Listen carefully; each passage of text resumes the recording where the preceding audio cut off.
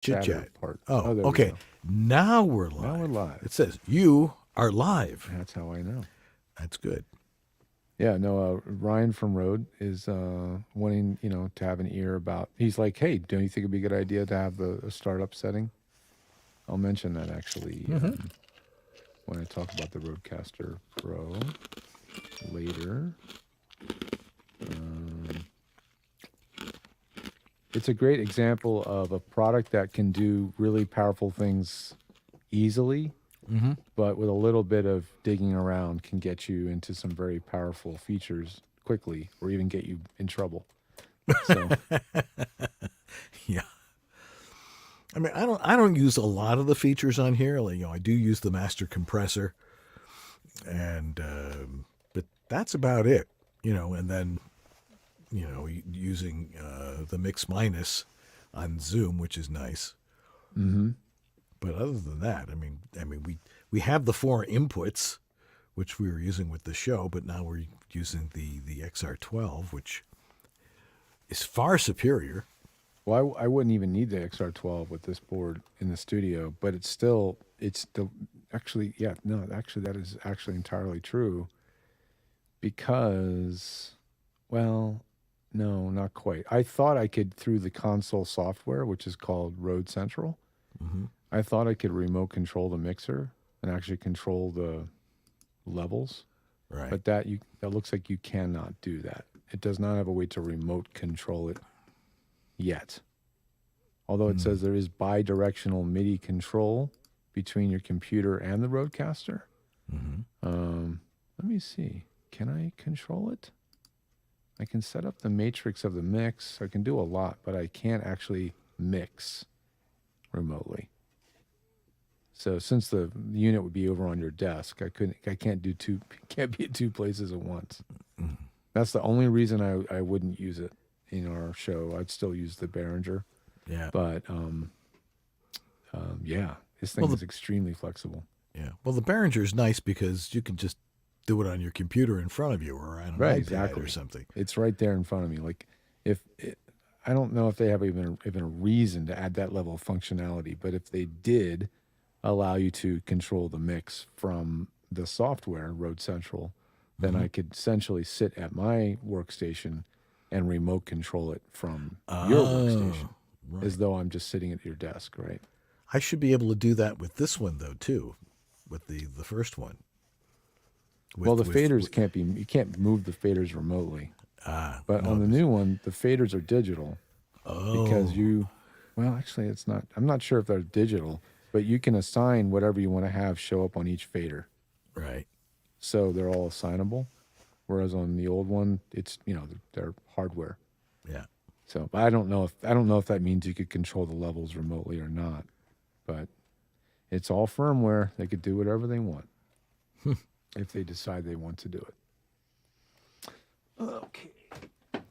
So with all the stuff that it does, you just know if they do a big firmware update, it's going to break something. Well, they've done a couple already. That's the thing. Rode does an incredibly good job of testing their firmware updates before they go out to the product. They do a really good job, much better than Presonus ever did with the Revelator. Revelator was it was a scary proposition when they would release a firmware update. But Rodecaster, I've always felt like if they do one and it's released to the public, they've thought about it, they've tested it, Right. they've done some kind of beta usability testing before.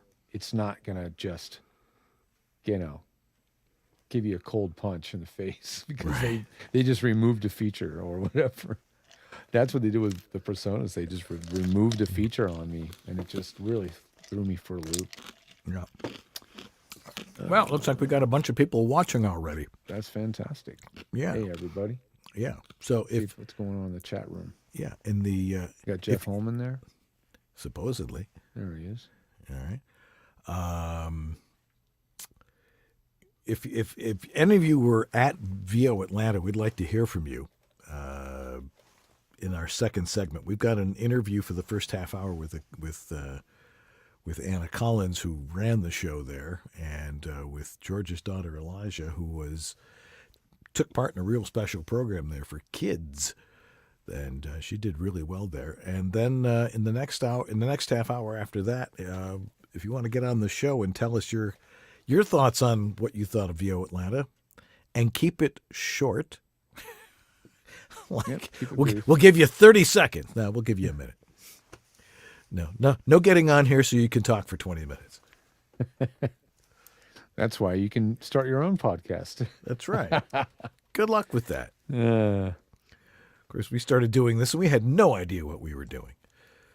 12 years later, it's like we still don't know what the hell we're doing. we're slightly more convincing now. Yeah. Oh, man. Let's see here. Boom. All right. Going live in 2 minutes.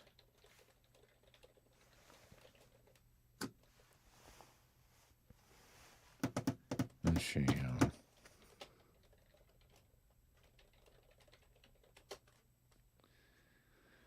Ba-ba. Hey, everybody. Thanks for coming in. Yeah. If you ever wonder what it's like putting one of these things, one of those conferences together. I said, yeah, didn't we ask her when they start the next one? And she's like, said something like tomorrow. Yeah. Oh, man. They didn't pass out any comment cards, or review cards or anything like that. Is that something that was done in the past? Yeah, I remember. Most conferences will do that. Yeah. Well, maybe after everybody's had a moment to rest and stop traveling the world, which JMC is still traveling. Anna has traveled back to Luxembourg, apparently. Yeah. So once everybody's done traveling, I think JMC is here in LA doing a workshop with Scott Parkin and some others. Yeah. So maybe after they've done all that, maybe they'll send out a survey.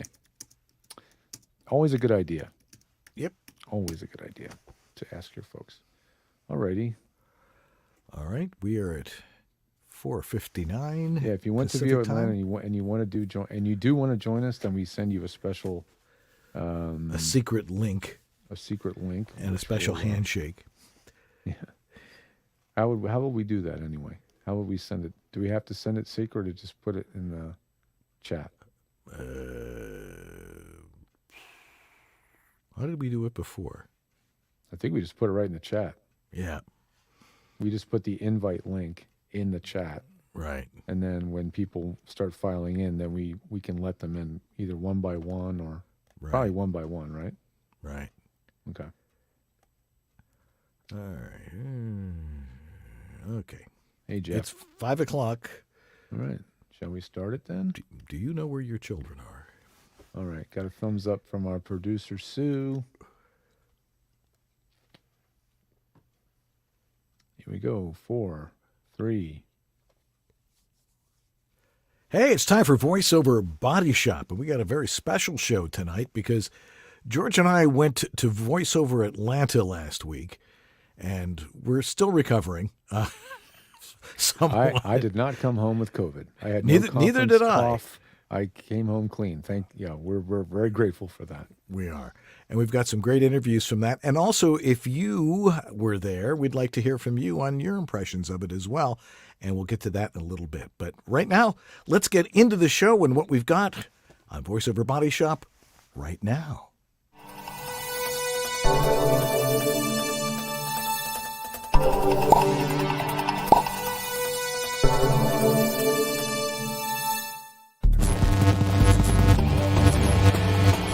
VoiceOver Body Shop is brought to you by VoiceOverEssentials.com, the home of Harlan Hogan's signature products. Source Elements, the folks who bring you Source Connect. VOHeroes.com. Become a hero to your clients with award-winning voiceover training. VoiceActor.com, your voiceover website ready in minutes. VoiceOver Extra, your daily resource for voiceover success. And by World Voices, the Industry Association of Freelance Voice Talent. And now, here's your hosts, Dan and George. Well, hello there. I'm Dan Leonard, And I'm George Whittam, and this is VoiceOver, Body Shop. or VOBS. BS. Yeah, we just added that little thing with us rotating around. That was part of VO Atlanta. That was so funny, but so great. Yeah, we figured, we'll just throw it in the intro. It's funny. Anyway, we had a great time there. But to explain to you what we're going to see for the next few minutes is a couple of great interviews that we did to give you a good idea of what it takes to put something like that together. And again, we'd like to remind you, if you are at VO Atlanta, we'd love to hear from you. You can actually come on the show and give us your comments about what you thought of it, yay or nay or great or whatever. Are you and going to go back? Yeah. What yeah. you liked about it versus other conferences you've been to? What maybe you learned? Yeah, there Keep were it a minute. Keep it under a minute, right? Yeah, We're trying to keep it to a minute so we can get a lot of people on. Exactly. So if you want to be on, put it in the chat room, and Jeff Holman will direct you all to where you need to go so you can be on the show.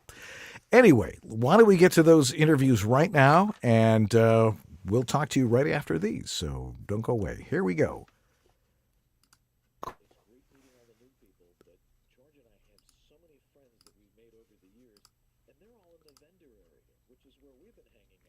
And it's like I haven't seen you since 2007. I know. I'm supposed to be meeting clients and meeting my own clients and meeting new, but we're having just as much fun meeting all these vendor contacts, industry folks, and just our colleagues in the business. Right. Well, and of course, after the pandemic, we were both suffering from massive hug debt. That's right. Which we've been making up for in the time that we've been here. Yeah. But it's great meeting some new vendors and some companies that we haven't talked to before. We're talking to the guys from Rode, and they've got that new microphone, the NT1 Gen 5. Gen 5, which is the replacement. They told me it's going to completely replace the NT1s, and it's the new hotness, and it's got USB. With this Magic Sauce 32-bit float. I know I've talked about it a bit on the show, but we'll have some time with that mic later on to really explore what that really means. Yeah. So it's been fun. I haven't been to a big conference in a long time. Well, nobody has. So it was good that, we're here and, explaining to people what we do. You're George the Tech. I'm here representing World Voices as president and getting people to know who we are and, telling them they should join and come to our conferences and all those sorts of things. But how about that one panel?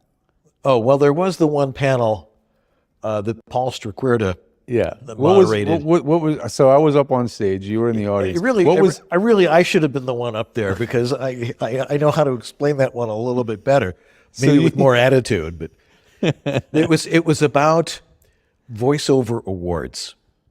And, I have a very strict interpretation of that. Voiceover awards is a signed check from your client. Mm-hmm. And that is justification and remuneration for this. It's getting the next job from that client. Exactly. That's the real award. Right. Recognition awards should not have to be paid for. It's like it should be your peers saying this person has done an important thing. Or that was a great performance. But the categories are all sort of arbitrary and silly. Some people were defending it, saying, "Oh, but no, somebody, the Stefan, what's his last name? I'd never met him before, but he was an interesting guy." Stefan. Yeah, Stefan, the guy, the actor who's gotten quite a few awards. The multilingual actor. Yeah. And he was saying, "Well, my business." Doubled after I won this award from this particular organization. That's kind of a tough metric to really. Yeah, I mean, the fact of the matter is correlation, causation, blah blah blah. Yeah, but, I mean, he's a multilingual actor, and he's very good. He's got a great voice. He certainly deserves it. Yeah. I mean, but was that the reason that he got? But what he was saying was that he marketed himself using that, saying as a pseudonym. Real public relations person to promote himself, saying he won this award, and so that's what I say about those award shows. Like their real value is as a marketing tool for the actor. Right. It's making yourself feel good. It's supporting your peers, but at the end of the day, you're running a business and it's supporting your marketing. It's really how I feel it's most important. But I also was glad that they talked about, that Rob Siglan-Paglia talked about a little issue in transparency about the judges, and there's a little bit of conflict of interest that occurs, or sometimes a lot. And that was his biggest concern. Yeah, and and then and then Paul was talking about, I researched this company that's doing this particular thing, and he did not have favorable things to say about them. No, we know Paul. He's not afraid to name names and be a little bit pot stirring. Yeah. Can be a little divisive, but I think he had a good point to make. Yeah, but he moderated it very nicely. I mean, there were other people on the panel, Rob Siglan-Paglia and Karen Gilfrey, Right. and Hal. you, And Hugh. and Hugh, And Hugh, yeah. and Hugh. Hugh being someone representing the actual award shows, but because he runs one. Right, but he doesn't charge for running those awards. However, it's all part of a conference that people pay to come to, and that's an attraction to that. I thought his transparency on that was really good. I thought he's like, this is a part of a three-legged stool. He didn't use those words, but we have these organizations, and the awards part isn't profit making, but it's part of a profit making venture that does help everything else. So I appreciated that transparency. Right, and that was the thing. Paul was looking for a word, and I was sitting there with our good friend Larry Hudson, and I'm like, transparency, and then Hugh said it. Yeah, and transparency is very important. I think with any organization. When you join an organization, what is it that they're actually doing? Are they really working for the benefit of the community, or are they driving someone to join their organization to market their products to them, of which there is a lot of? It's a delicate balance. Right. But we just want people to be honest about it. Absolutely. And that's how it fit in there. So that was an interesting panel. Absolutely. And right now there's a lot of stuff goes on at night. There's a lot of script reading. Yeah, Deb Monroe's performing in the other room, playing live. Yeah. So everybody is saying this has been a great conference. I mean, you and I hang out in the vendor area most of the time, but we have done through all the conferences, right? Yeah. We have done all of them, and almost everyone for its scale. And they say they have surpassed 1,000 attendees at this point. Wow. They're at a capacity now. They're sold out. Yeah. They're keeping it together. Nothing's falling apart at the seams too much. From the presenter side that we're on, that on this end, it's been a very smooth process, and I will be happy to come back. Yeah, I'll come back. I mean, the last time I was here, it got a little monotonous at times, and of course, the opening ceremonies and all that stuff made me want to sell Amway. It was real gung ho, rah rah. So that was interesting, but the best part is really seeing the people we know. Yeah, and the people who are very, very talented, because some of the top talent in our business is here. I mean, Dave Fennoy is here, and Scott Parkin, and Lori Allen. I didn't see Lori, but I know she's here. She's definitely here. I was lucky enough to have lunch with her. Oh, okay. She's doing great. And and then I've met some really good people. Yeah, and I got to eat at the Waffle House. Yeah, we ate at the Waffle House. We had breakfast or dinner last night with Byron Wagner and my daughter Elijah, who we're going to talk to in a little bit. Yeah, it was quite an experience.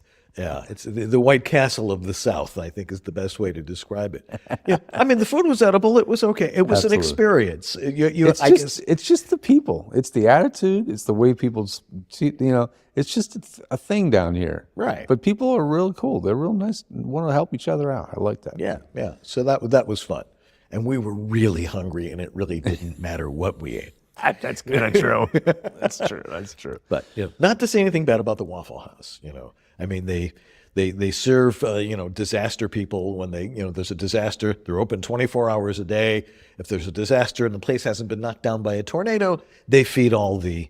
That's right. All the disaster work, according to Byron Wagner, who right. We've learned that he's right about everything. He does his research. He does. He knows his stuff. Well, we've got a couple of people to talk to. One of them here with us, my daughter Elijah, is going to share about the kids program. Mm-hmm. We also have a kind of a VIP. Yeah. Anna Collins. She's running the whole thing. She is the CEO. Yeah. And she'd agreed to come on. So we're going to take a break, go round her up, and we'll see what happens. Outstanding. Stay tuned. And we're here with Anna Collins, who is running this whole shebang at VO Atlanta 2023. Has it met all your expectations so far? It has. It really has. It's been a dream come true in many ways, and an incredible effort, not only from me, but from Lynn Norris, Jessica Matheson, Kayla Jackson, and so many other more, and incredible ambassadors that have volunteered their time.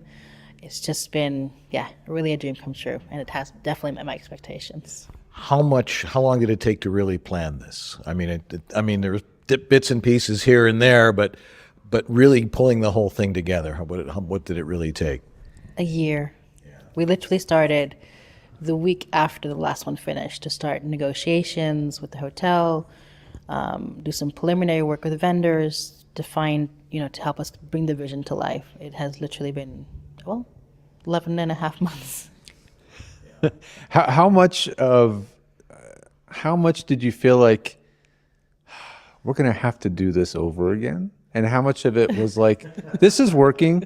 We're just going to, like, from an HR perspective, from operations, how much of it did you have to just start all over, and how much did you get to adopt? 95%, I'd say, was new. Yeah. Just because we had different operational methods. Yeah. So, and also what worked in some things, because we were doing so many new stuff and adding so many more sessions on a Thursday and a Sunday. Oh, right, and also just, changing the ticket styles. And we weren't quite sure what the numbers would look like. That's always what you do when you start planning. You hope for the best, of course, and you hope that, you pull it off and you meet other people's expectations, not just my own, but of course other people's.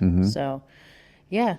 I do see familiar faces on the boots on the ground folks, though.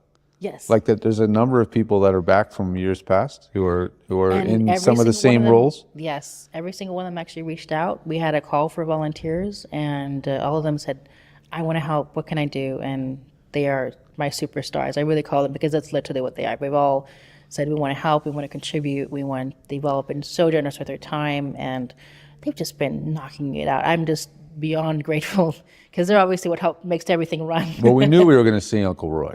Like, Yes. that's just a given. That's the important thing. Yeah, they've definitely been helpful. Like you said last night, if there's a problem, we'll take care of it, and that certainly has been the case. If we ask for something has happened. It's not easy to find good help these days, but in the voiceover community, you have a unique community of people that really want to help out. This is a very large conference. We've got 1,000 people here now. Pretty close. I have noticed that the attitude is a little bit different. It's a little smoother running than we've seen in the past. There's a flow to it that works really, really well, and people are really enjoying themselves, and that's really important for something like this. What did it take to really bring all that together, and what kind of ideas, what things did you change? Well, it's quite a question. Well, The Reader's Digest. okay, I'll try to keep it short, because I'm going to be here for a while. Well, first off, we started off with great ideas, and the first thing I did after we took over was assemble an amazing group of advisory women who are, and my husband too, of course, so, not just women, but people who were like agents and casting directors and branding, and also just saying, what would you like us? Because it really is about what your customer wants, and I wanted to make sure we got it as right as possible. So they were all very generous and said, here's some ideas. And I said, wait, I have this idea, does it look right to you? Because you can plan a great conference, but if you're not planning for your clients that are your customers, which we see every single one of these people as, they're our clients, they're our guests, they're our customers. So we wanted to make it an experience for them. You can plan an incredible conference, but if you don't plan the right one or the right way, it could come across the wrong way. So to get it as right as we could, it's not always perfect, I guarantee you that. Not that we see. It looks perfect from our Yeah. perspective. What goes on behind listen, we do this show all the time. What goes on behind the scenes is Yeah, there's a fire going behind me. Yeah. You have no You don't idea. care, Right? right? That's the idea. Never let them see you sweat. So, and then starting out from there, then coming up with ideas, then reaching out. A lot of the vendors were brand new. We had to find a group of vendors. I came back to Atlanta to specifically meet with about 12 to 13 vendors over a couple of days to see who was the right fit for audiovisual, for furniture, for layouts, for things like that too, digital screens, lighting, everything, So we got quotes from different companies. I think I have another battery. It was important for you to have a lot of women represented and be a part of this team for you. I mean, Yes. you came out at the beginning of the show. Who runs the world? Girls. That And that was wasn't- great. I have a daughter, so for me, that's really fun. And so, were you successful in getting a team together that you feel really I represents? really did. It's important for me to have diversity in everything, both in all aspects of voiceover. Because I'm not a voiceover person myself. I'm training slowly, but my talents lie more in event planning. Okay, that's good. So I wanted to make sure, from a voiceover perspective, and also from a talent perspective, from a casting, from a director perspective, that I got as many aspects, because I wanted to understand what would be important to the voiceover community, not just what's important to me or to J. Michael, of course. And of course, he understands it very well, but I wanted also to get their input, saying, if you're going to a conference, what is something we could do to help improve it? So yeah. That's And great. so it's also men. I have Yeah. an incredible head of tech, which is, Stephen George. I've got Roy Olkeson. Yeah. I've got all these incredible, but Seeing he Stephen has, and Uncle Roy back is great. Yeah. it's kind of a staple. Yeah. And also they've assembled a great AV team, and I really rely on them to make, I'm not a tech person by any stretch of imagination. I just want it to look really good and sound great. And Right. But they are the brains behind that part, and I kind of let them run, as he sees fits. And he's just, unbelievable, amazing. I'm Him and glad his I'm team. not doing it. I'm glad I get That's to a just lot show of up. work. It is. The AV was very impressive. The big screen and all that. That's not something you would expect to see at a voiceover conference. They're usually like low budget operations. It's a This high was- level. This was really it's pro. really impressive, Really yeah. pro. I was really thrilled when I saw it all put together, because of course you hear a lot of quotes and you see a lot of numbers, and I'm not so good at feet because we do meters. But the AV company, House of Music, I definitely got a lot of props to them, because they were really great to work with, and they really helped our vision, mine and J. Michael's vision, come to life. We wanted it to feel, and also the sound really good too, because I remember other conferences, I'm like, what did he say? You're sitting at the back or you can't hear so well. I'm like, right, a voiceover conference, the sound's gotta be good, So, and also want to be able to see things like, from the back, not have to be like squinting or, trying to scramble with, I'm short, so someone's, tall sits in front of me that could be, can't see so well. So, yeah. And also just, wanted it to, we had a vision, we both had a vision of what we wanted it to look like. And it's been unbelievably amazing, and to see it come to life. Now, in a big commercial conference like this, it's important to have sponsors. And there's some amazing sponsors here, a lot of and vendors that are showing people their wares and stuff. And the vendor area usually is in a big open room. It's very echoey. And you're like, what? Huh? Having it in a more intimate style, the way you have it here, was really nice, because you'll find that the people that are in the vendor area are the people that everyone that George and I know, because we've been going to these conferences for 15 years. Yeah, and so those are all our friends, and yet we've met some new ones, and we've made a bunch of new friends this year. What does it really take to convince people to come and sponsor and to be a vendor here? Well, actually, to be honest, J. Michael actually does most, like the sponsorships and everything too is really his specialty. But some people reached out. Some people we reached out to. We all send like a sponsor prospectus to a lot of contacts and a list of people that we, we'll see if they're interested and everything too. So, yeah, it's very much, it's kind of like we send out messages. Would you like be interested? People reach out to us. It's kind of a mix of both. Well, it's good because sometimes there'll be vendors that are there and they really don't understand the voiceover market. It seems that most of the vendors that are at this particular one, they all are very, very specific to voiceover. They and all that's been seem really important. suited for this industry. They We seem to definitely really, made it absolutely yeah. clear like what the conference was, so there was no misunderstandings there. And also, a lot of the people actually, like presenters and also too, have given us ideas of who they could send it to or who might like to. So it's been very much a team effort in that way. And of course, I got to give a lot of credit to my husband, Jay Collins, because he's the one who really, the presenters and the sponsors, it's really been his, and the schedule and everything too. I take care of the rest, a lot of the logistics and everything too. All the nuts and bolts you're dealing with, the logistics. But I have to give absolute credit to him for that, because that was really quite a beast to put together for him. So He is a force of nature, and if anybody's going to do it, he will. So, Anna, it's been great talking with you, and congratulations so far. This has been fabulous, and I think as everybody gets warmed into it even more, it will continue to run smoothly. So, congratulations. thank you very much, and thank you for having me, both of you. Thank you. And we're back here at VO Atlanta 2023, talking to lots of great people. We have a very special guest right now because there's a program that's running concurrently here for child voice actors. We wouldn't quite consider you a child, but a young lady who I've known since... The youth. Yes, she's one of the youths here. The youth. It's a young lady I've known since she was in small diapers. Yes, I've known you for a long time. It's Elijah Whittam. Hello. It's good to be here. Now, you're participating in, the young people's program, or what should we call it? The youth's program. Call it the kids program. Kids program. Oh, Okay. yeah. Okay. What have you been doing? What kind of classes and activities have they had? Well, they've basically been just doing like really fun games to like show the basics of voiceover, like little improv games and just fun ways to do like show the warm-ups and stuff like that. Like they are showing like there was this one game where it's you would like basically there's two walls and then you would split into groups and line up on the wall, and the person teaching it, I forgot his name. So Was it sorry. Scott? No, it wasn't Scott. Oh, Scott, okay. It was the person at the end. But you would basically split up in the groups, and what you would do is it was for the gibberish class for like Dungeons and Dragons.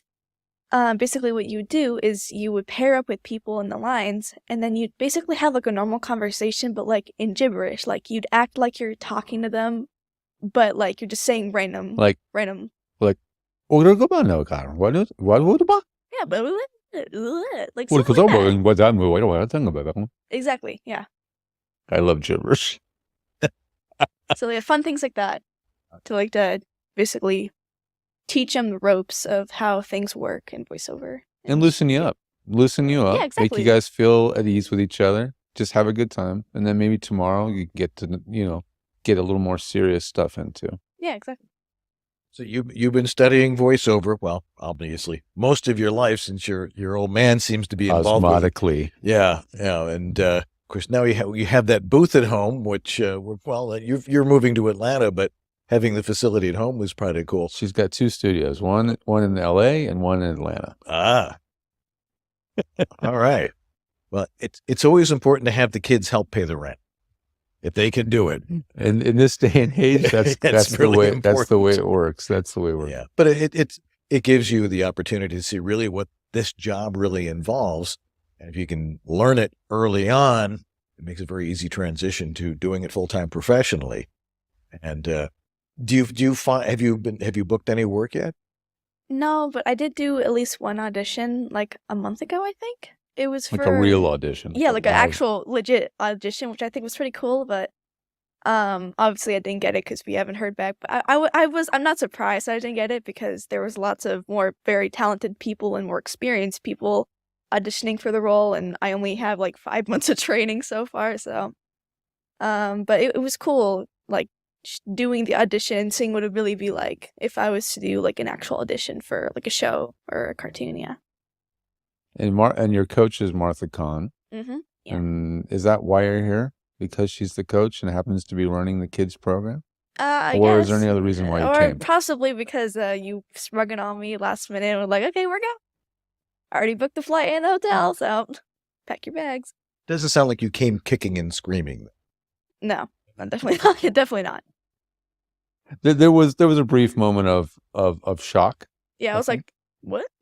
Being in a large crowded room of strangers is not your first thing on your list of things to do. But Definitely not. you've adapted to it really well. Yeah, it's definitely not scary as I imagine it to be, obviously, because you like to psych yourself out about things like that.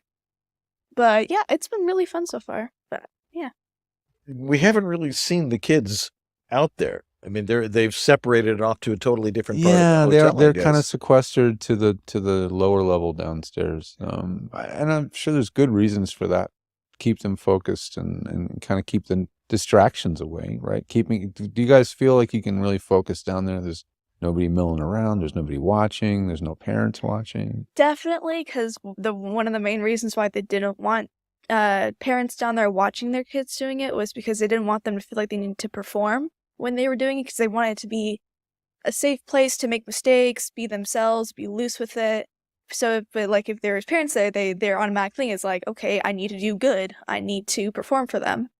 So That took an adjustment for me when you're coaching at home in our studio, Yeah. because I wanted to. The first couple of times, I was actually in the room. I was sitting on the sofa. I was watching, listening, and eventually Martha's like, you should go. You should go. Let Elijah play and not feel like she's performing, which is the coolest thing. Yeah. Martha's been really great at. The more she does this, the more we're seeing that she understands how to work with kids and develop their skills. And the more you do anything like studying home studios and stuff, the better you get at it. And Martha has really done that. And she's fun to work with, isn't she? Very, very. She's very easy to talk with and be loose with and just have fun, She's not very judgmental. Can't be with kids, which is why the parents aren't allowed in there. It's like, come on, you can do this better, Jenny. I work with parents and they're like, gotta set up the studio. Let the kids be Take it kids. easy. And that's really the best part of it. Yeah. We know that voiceover isn't your first passion, though. I know this. No, it was not my first So choice. so what is your first passion, right? What is the thing that you really enjoy doing with I your time? really enjoy drawing. Mostly like people drawing. I want to learn to do more things like backgrounds and objects and animals and stuff like that. But my main thing is drawing people or portraits. I've definitely put a lot of my passion and time into drawing, a lot more than voiceover, to be honest. But I feel like I want to try putting a lot more of my daily routine into, reading more out loud, because that's what I've been constantly being told to do, especially for voiceover and stuff, is to keep reading out loud to, make it easier to read scripts and stuff like that. But I've definitely put a lot more of my passion and interests into drawing. Have you done any animation or tried to do some work like that? Actually, I have. It was just simple animations, but they honestly aren't that good because I don't really know where to start with animation. I actually did take a school class because in 4th grade, I think, before COVID started, they had an after-school program called Hearts, and you could do like extra like clubs thingies. And I chose animation because that was an option. It was actually really fun. We did it on paper, so it was like it took a while for us to do at least one animation. That's unfortunately all we got to do because that's when COVID happened and the school had to shut down, so we had to stop it. Yeah. But it was really fun for the first couple months that I got to do it.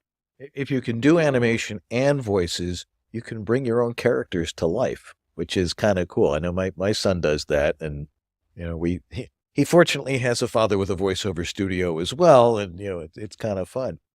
So what are your future plans for after this? Are you going to continue to pursue voiceover and then really see if it's something you want to do, or something along with a lot of other things? Yeah, I think I would, because at the beginning, before this convention, I was still kind of in between of like, do I really want to do this? Is this really what I want to do for a while? I think you were worried that committing to coming to this, that there was a little bit of pressure on you, that if dad's going to bring you to this, that you really have to give this a real go. And I wanted to make sure that pressure wasn't really that being here would inspire you to want to keep doing it. And not Yeah. that being here is like, well, if you're here, you better take it seriously, that kind of thing. I didn't think that. Honestly, I know I had to go anyway, but it's not like I was like, no, I really don't want to do this. I can't believe Dad's making There me was a do this. moment where you were There feeling was a that. moment. The There was moment a- of shock when I sprung It's it like- on you. Why would you do this? Yeah. But no, I think I definitely after this really want to give it a go and maybe put a little bit more dedication into it. But I definitely still want to pursue art and maybe also a lot more voiceover. Can I ask you something that maybe might feel a little personal, and we can edit this out if you don't like to Right. talk about it. You're very new to wearing glasses. How did that come to be? Because you were doing okay without them. So why glasses now? Or how did that come to be? Well, I've always kind of had a problem of skipping over words and sentences and, adding words in and stuff like that. I also had a problem with the words would mash together almost because it was like my eyes wouldn't focus on them properly. And one day during a session, Martha was like, after the session, you came in and then I overheard you talking about yeah, I think she needs glasses or something like that because she keeps on mixing up words or adding in words or forgetting words or mixing up sentences and stuff like that. Because we were already considering about getting me glasses, but we just weren't it was a side thought almost, not Okay. we're not actually gonna do it, but it's a possibility. But Yeah. I guess after Martha was like, yeah, you need glasses, and I was like, okay, I guess I'll Well, get she glasses. said you should have your eyes checked. Yeah. And just see. We didn't know. So what was the diagnosis? What are the glasses helping you with? It's my eyes like to rest at the sides of my eye sockets, where it's they like to be outwards more than inwards. It's called, my eyes are divergent. I'm pretty sure that's what it's called. Yeah, that's right. Yeah. Yeah. So the glasses help with that. And did you notice immediately? Once you got used to wearing them, did you notice that you could read your lines a little easier? Did it Yes, come easier? before I actually read any sentences, I kept on going like this, seeing the differences of smaller letters or words that were farther away, but kind of smaller. I did notice a big difference actually. It was way clearer and it wasn't kind of blurring up just slightly. But when I did finally read sentences, it definitely did get a little bit easier. And yeah, it was definitely way more clearer to see the sentences. When I started back 25 years ago and doing voiceover, and I hadn't done any for a while after being in broadcasting, I remember going into a studio to cut some demos and looking at the script going, and that's when I knew I needed glasses too. I thought I would never be someone that would wear them. But I hate to say that you were destined to wear glasses is not really fair, but you were kind of destined. Yeah. Well, between me and your mom. Yeah, this- mom had it- glasses when she was is- since she was 3, so Yeah, and you sorry have about glasses, that. so Yeah, sorry. it was kind of meant to be. I was just kind of in denial for a long time, so I was like, I'm not gonna get glasses, I'm fine. I have 2 pairs of glasses now. Lasha, it's great talking to you. It's always a pleasure talking to you, especially when you come to the studio with your dad and hang out with us. But we're really proud of you for looking at this and seeing that this is a potential career or part of a career. So congratulations on coming out here and sticking with it. This seems to be really a cool experience, and I can't wait to do it tomorrow. I just need a good sleep because Yeah. I'm very tired after the 7 It's hours. been a 12-hour day for you, actually. 12 hours. Yeah. We started at 12. 9, it's 9 now. Well, 7 hours of actually being in classes. Sure. But yeah, Go to bed. very tired. I'm proud of you very much. I love you. Love you too.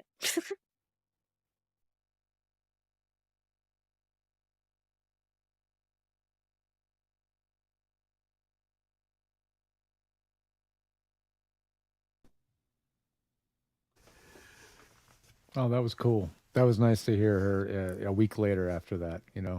A lot has happened since we did that. She now lives Yeah. there, which is crazy. She actually moved across country with her mom and is living there, and I still can't believe it, but she's there. Sorry. Oh, you'll I shouldn't talk about this stuff live because I can guarantee it's going to trigger me. But she's over there, but she's got a huge industry behind her and so many great contacts and people to interact with. Showbiz in Atlanta is a growing industry like crazy. There's so many things she can access. So really looking forward to see what comes forward for her in the future. It was great we Yeah. could have her on. Thanks for having her invited and having her being interviewed on VOBS. Yeah. So anyway, we're going to take a break right now. And if you were at VO Atlanta and you have some thoughts about it, put your, let Jeff Holman in the chat room know that, and we will get you on here, and we'll talk about it and hear what you guys have to say.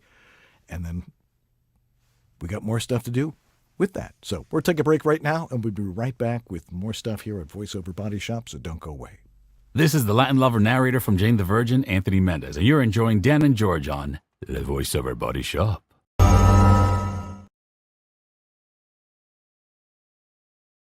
As voice actors, we need to hear the clear, transparent, and honest sound of our voices.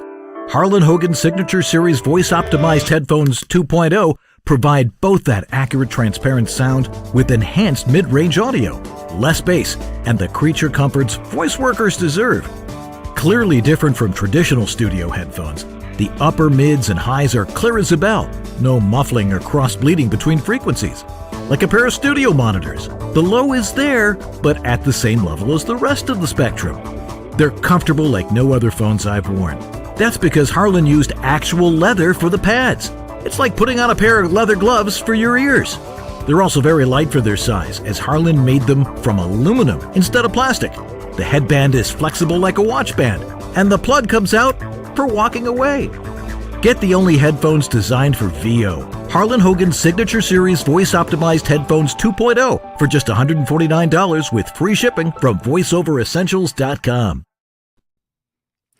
I'm wearing those headphones right now, actually, and I'm smacking into the headphones, smacking into my mic with them.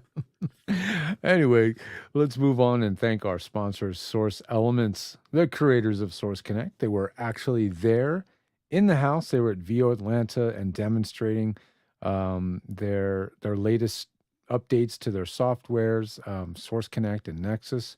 And there is some exciting stuff coming soon. We'd love to we'll keep you tuned in about what's happening in the Source Connect world. But there is new things on the near horizon that I can't share yet, but it's going to be pretty cool. It's going to really make it easier to interact with studios. But at this stage of the game, and as it's been for a very long time, you want to make sure you're familiar on at least a basic level as how Source Connect works, how it would work in your studio, and what you need to do to be ready to use it. And they have a huge amount of education on their site, really helpful support. We at George the Tech, of course, have the best support out there for third-party software, hardware to assist if you run out of support on the Source Elements side. We even have Rob himself, Robert Marshall, the co-founders of Source Elements, here at George the Tech. He's one of the first guys who will answer the phone if you get on an emergency call with George the Tech to help you. But we are here to support you in your Source Connect journey and all things Source Elements. So let us know if you need anything. But anyway, go over there, get your trial, get up and running with Source Elements, and be ready when the big gig comes into your inbox. All right, let's get on to the rest of that show right after this. Hey, it's David H. Lawrence, the 17th, and we talk a lot in this business about moving forward with our career, getting more information. We often don't talk about simply getting started. It can be one of the most immovable objects in our life, getting out of our own way and just simply taking the first step. And if you're watching this podcast, VoiceOver Body Shop, for some tips on how to get started in voiceover, or to change something about your voiceover career, or to increase your knowledge in a certain area, check out VOHeroes.com's Getting Started in Voiceover. If you go to VOHeroes.com/start, you'll get all the information. It's really cheap. And I give you a lot to get started in the business, but you might also learn something if you've been in the voiceover business for a while. VOHeroes.com/start. That's VOHeroes.com/start. This is Bill Ratner, and you're enjoying VoiceOver Body Shop with Dan Leonard and George Whittam. VOBS.TV. And we're back. Yeah, it was wonderful hearing from everybody that we talked to at VO Atlanta. I mean, there were a lot of good conversations that we had with people that we haven't had in a long time. I had a chance to talk with James Allberger, who started all of this with the voice conferences back in 2007. right? Yeah. I can remember 7 because I know I went to the second one. You in were there in 2008. 2008. That's yeah. how I know it was 2007. That's Wow. that's where you and I met. So yeah, it's 2007 was the one that Don LaFontaine came to. yes, he Right? did. Wasn't it in Vegas? Yes. Somebody asked him while he was there, is there room in the business for all these other people to do trailers? And he went, yes, when I die. And unfortunately, he died about 6 months Unfortunately. later. Isn't So, that and bizarre? look at all the guys doing trailers now. But he was a Not that special many. guy. Yeah, Still exactly. pretty. It's about the most elite voiceover gig there is. I think is trailers still. And nobody that was in that room. Well, we'd love to have your comments on VO Atlanta if you were there, and so we can add you onto our broadcast here. You know, and here's somebody who who is a regular viewer of our show, and he came up and then was just there the rest of the weekend. Rob Ryder. Hi, guys. Rob Ryder. Ryder it is. Ryder it is. Oh man, it was great to meet both of you guys. I've been following the show and following your admonitions and your training and your suggestions for a long time. As you notice, I'm right there with the microphone in the right place. But boy, George, your daughter, what a treat and what a sweetheart she is. And you're so right about Atlanta. I got some friends in the Atlanta production business, and they are just busier than they're just making money hand over fist. It's just quite a center. I'm glad to hear that. Yeah. Good stuff out Because there. her mother moved there for some greener pastures as well. You know, that's why they're there. And she's a photographer, so opportunities will be a little bit more forthcoming to her there. I think a little bit less. And so looking forward to see what happens. What- Thank what- you for that. Yeah. What were your overall impressions, Rob? overall impressions were very strong. First time I've been to the conference, and the audiobook track was especially strong with Scott Brick and Suzanne running that, and with Johnny Heller and all the rest of the folks. I got involved in X sessions with Johnny Heller. I then went on to APAC in New York, and that's wow. more a networking thing. Oh man, I Jeez. was so overloaded, and I did not get COVID, but the audiobook track was so strong at VO Atlanta. I would highly recommend it for anybody who wants to get involved with that. I stayed at the Drury, ran into Lori Allen, never met her, had breakfast with her, which was kind of fun. I did go to the Waffle House and had breakfast at dinner, scattered, smothered, covered, and chunked. Yeah, that's the Waffle House. But it was, I mean, just so nice to meet you guys. Ryan White from Rode, I got to talk to him, and I'm going to be announcing an air show in Kansas City, and I'm going to meet with him out there this coming summer. And cool. And the food that Jay Michael put out there, the two lunches were unbelievably tasty and plentiful. So I'm definitely going back. I had not initially intended to go, and then my my audiobook coach, Hillary Huber, suggested, well, yeah, but we'll have fun. And so I showed up, and I had way more than fun. It was totally worth it. But primarily, and no doubt about it, meeting you two guys is really a treat. So thank you for that opportunity to spend That's you cool. gave me the time you gave me. We were all in one. We were all in like one little clustered up group. We're just Jordan sort of Reynolds on shoved the in side. there. Dan was over there at the Wovo booth. We were all right there. So it was really Oh, and I easy to joined hang out Wovo and chat. too. So Yeah. I'm Good job. part Good of the boy. fam. That's great to know. Well, So, anyway, thanks, yeah. guys. I don't want to keep you forever. So Okay, we appreciate that. Anyway, but thanks for being there. All righty. If anybody else was there at VO Atlanta, we'd love to hear from you and have your thoughts on it. And what made it special for you? And what was it good? Was it this? Was it that? There was so much to it, though. I mean, there were so many sessions. There were a lot of X sessions. You did an X session. You know, I think for a big commercial production like that, where you've got all these people in there, I suppose the X sessions made sense. What was it that you did differently in an X session that that you or I might have done at a in an hour session or something? Yeah, well, I had never gotten to do an X session before, and I hadn't done a 3-hour live in-person workshop in a long time. So honestly, I didn't know exactly the scope of what I was going to be able to cover. And so I went into it with a slideshow that was kind of I call it mic to MP3. I just had to come up with something. It's an old name I had from used years ago, right? But it was just me answering people's questions and throwing a lot of things at them and seeing how they handle it. You don't know what those 12 people are going to know. You don't know who they're going to be that sign up. You don't know what their skill levels is when they come in. But with 12 people, it really allowed me to make it just a free-flowing presentation rather than when I do my remote webinars, my typical online webinars where, okay, I'm going to talk for 1 hour and 20 to 30 minutes or 40 minutes for a really long time, and then I'm going to answer your questions. I wanted it to feel a lot more interactive. I wanted people to be able to interject, ask questions real time, make it feel like we're all in the same room. Let's take advantage of that. So there was a lot of talk about mic placement. After I did a pretty long spiel about acoustics and really demonstrated how bad acoustics work because the conference rooms, I mean, come on, guys. These are rooms made for communication, and they had zero acoustical treatment, just hard surfaces. They were so reverberant. But it was so funny. But yeah, it was a great way to demonstrate acoustics because it was a badly acoustically treated room. And so people got to hear that, and we got to talk a lot about mic placement and really get to talk about people's specific situations, what they are using, what mic they're using, how to make it work better for them. So that was neat. Getting really that lot of one-on-one personal time.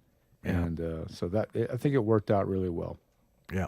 Well, we shot that bit on Friday night. Yep. And then on Saturday was the most fun because that was like, we had an audio masters, we like to call them the round table, but it was a panel, and on it was you, me, Uncle Roy, Larry Hudson, Dan Friedman, Tim Tippett, and Dave, whose last name escapes me because I hadn't met him before. But that was great because I think for the most part, I got the first question and it was like, what's most important? I said acoustics, and everybody agreed. And I'm like, okay, we can all go home now. It was great to have people who think like we do. And you got to remember that people who actually work with home voiceover studios, we come from a lot of different angles at it, and some have a slightly different attitude about it. But it's overwhelmingly, we were on the same page, as we always seem to find. About 80% of the time, maybe more, we're totally on the same page. 20% of the time, we have some different ideas about how we should accomplish the details. And we have a lot of clients who work with all of us, or in a mixture of us. Some have worked with Uncle Roy and Dan and me, or me and Jordan, or me and Uncle Roy and Jordan. All these different combinations. Tim Tippett, which was great to see him there and looking and apparently feeling much better. Clearly, and hearing how everybody's worked with all these different people. And what happens is when people do this, they learn a lot, but some folks tend to get hung up on that last 10 to 20% where we have different ideas about how to execute things. And that can get people in a little bit of, not trouble, it just frustrates them because then they're like, well, what really is the right answer? And at the end of the day, we can't all hand it to you. You do have to make your own decision as what the right. We've given you a lot of the right information. We've given you some different things. Like somebody came into my X session. She said, "I was told I should get a Windows computer. You're telling me I should get a Mac computer. Which is the right answer?" And all I could do, of course, again, was give her my perspective and my experience. right. So that's the way it goes. You do have to make your own decisions at the end of the day. You're running your own business. You have to steer your own ship, but get the best crew you possibly can. Yeah, and Jordan Reynolds ran that particular panel very, very well. He did. Until his wife started to talk, Mara. That's where things got interesting when Mara stood up to talk. Yeah, and she's Indeed. like asking all of us these very detailed questions, and we all look at Jordan and we're like, "Take it home."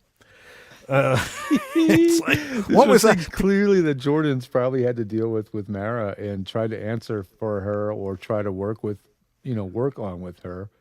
And she wasn't getting the answers that she wanted from Jordan, so she asked the rest of us.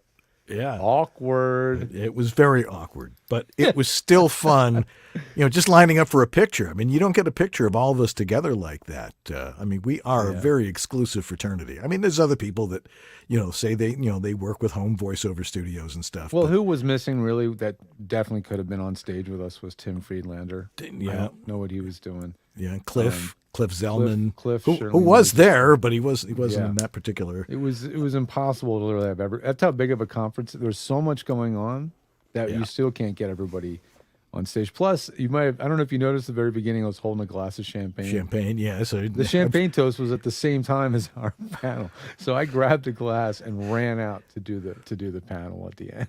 Yeah, you've got a great video of the glass sort of like in front of you the entire time and perfectly aimed. Oh, Jeff Gelder is in the chat. Jeff Gelder. Yeah, Can, Jeff Can won. you jump in, Jeff? Yeah, winner of the Unicorn Award for his I hope he annual wants to holiday say hi. CD. Yeah, Yeah. that would be one. Yeah, the Unicorn Award was. I mean, I have video of that whole thing too. It's 26 minutes long.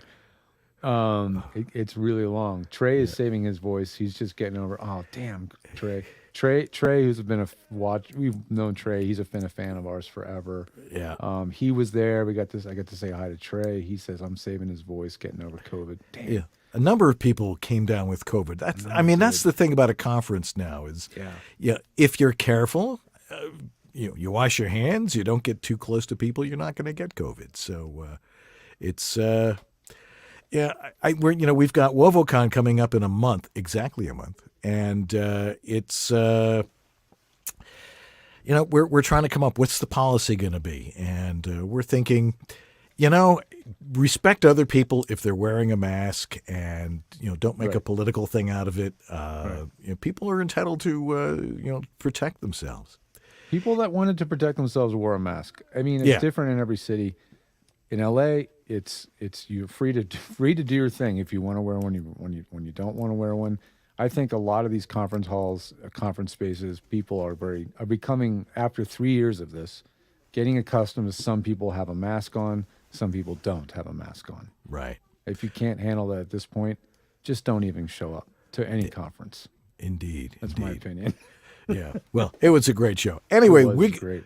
we're going to take a break here, and we're going to come back and wrap things up for this particular hour, and then rack it for Tech Talk. And if you got a question for Tech Talk, throw it in the chat room now, because George and I love getting questions about home voiceover studio tech. So we'll be right back here at VoiceOver Body Shop, so don't go away. You're still watching VLBS?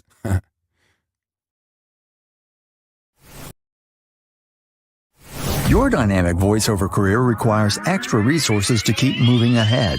There's one place where you can explore everything the voiceover industry has to offer. That place is voiceoverextra.com. Whether you're just exploring a voiceover career or a seasoned veteran ready to reach that next professional level, stay in touch with market trends, coaching, products, and services while avoiding scams and other pitfalls. VoiceOver Extra has hundreds of articles, free resources, and training that will save you time and help you succeed. Learn from the most respected talents, coaches, and industry insiders when you join the online sessions, bringing you the most current information on topics like audiobooks, auditioning, home studio setup and equipment, marketing, performance techniques, and much more. It's time to hit your one-stop daily resource for voiceover success. Sign up for a free subscription to newsletters and reports. It's all here at voiceoverextra.com. That's voiceoverextra.com.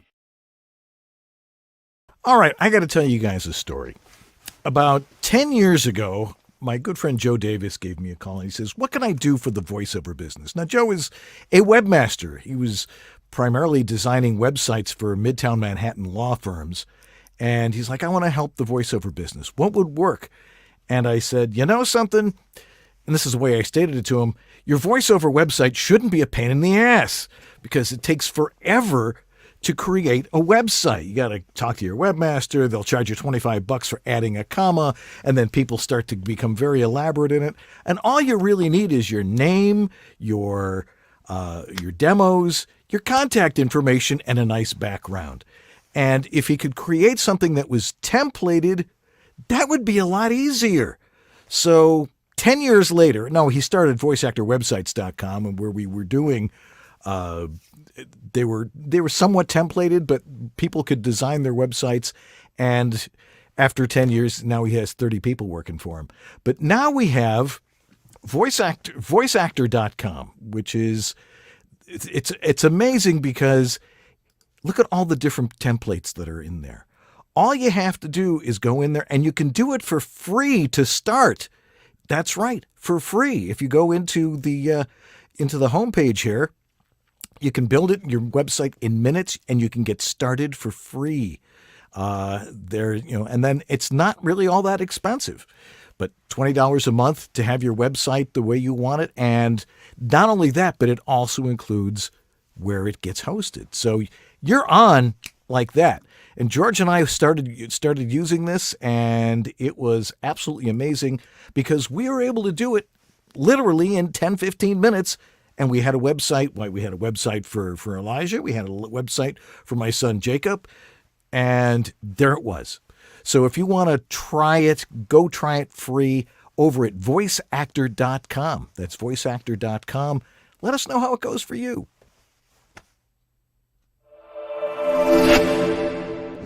We are the World Voices Organization, also known as WOVO. We're the not-for-profit industry association of freelance voice talent. Voiceover is a complex entrepreneurial business. WOVO is there to promote the professional nature of voice work to the public, to those already established in their voiceover practice, and to those who want to pursue voiceover as a career. Membership benefits include a supportive and creative community, a profile and demos on voiceover.biz, our searchable directory of vetted professional voice talent, our exclusive demo player for your personal website, our mentoring program, business resources, and our video library, our annual WOVOCon conference, a fun and educational weekend with other members with the chance to learn and network, webinars and great speakers, and weekly social chats with other members around the world. If your world is voiceover, make WOVO part of it. World Voices Organization. We speak for those who speak for a living. Yeah, hi, this is Carlos Alazraqui, the voice of Rocco, and you're watching VoiceOver Body Shop. All right. Well, we got time for one more person who was there who was greatly honored, and that was Jeff Gelder. Jeff, how you doing, man? I'm good. Can you see me? Yeah. We can see you. We can hear you. You have 60 seconds. Go.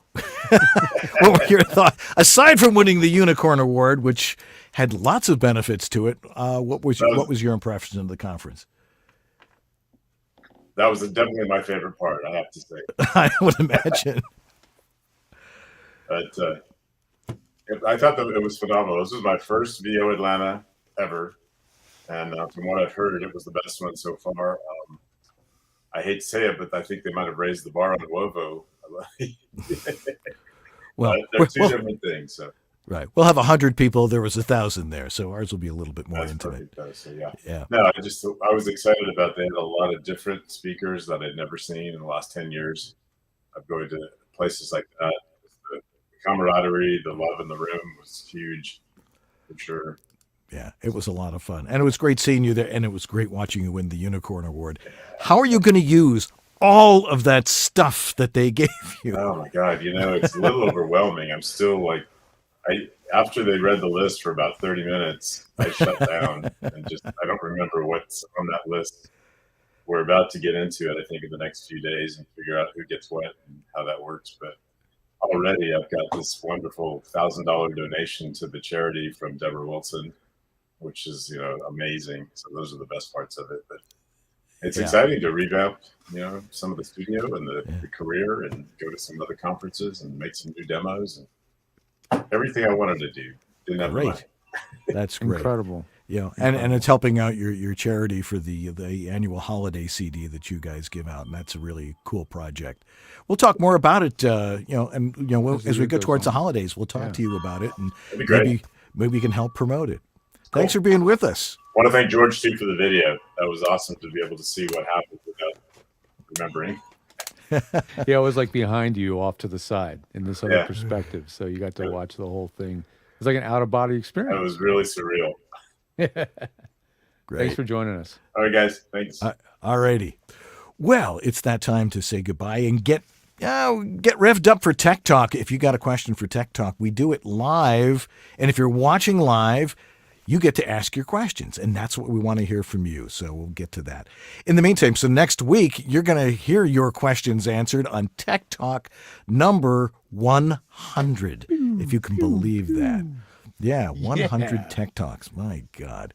Yeah, so stay tuned for that. We need to thank our donors of the week, like Grace Newton, who I know is watching. Hey, Robert Leadham. Steve Chandler. Casey Clack. Jonathan Grant. Thomas Pinto. Greg Thomas. Hey, Dr. Voice. Antland Productions. Martha Kahn. Hey, Martha, my dear. 949 Designs. Christopher Epperson. Sarah Borges. Philip Sapir. Brian Page. Patty Gibbons. Rob Rader. Writer, reader, reader. Shuna Pennington Bard. Don Griffith. Trey Mosley. Hey, Trey. Diana Birdsall. And Sandra Manwiller. All right. Hey, join our mailing list, too, so you know what we're going to be doing on this show every week, because I send that out, and you get to find out what's going on. We need to thank our wonderful sponsors, Harlan Hogan's VoiceOver Essentials, VoiceOver Extra, Source Elements, VOHeroes.com, VoiceActor.com, and WorldVoices.org. That's right. We are the Industry Association of Freelance Voice Talent. Join us today. Thanks to Jeff Holman for getting everybody together in the chat room. And, of course, Sue Merlino for getting it done from the switchboard. And of course, Lee Penny for being Lee Penny.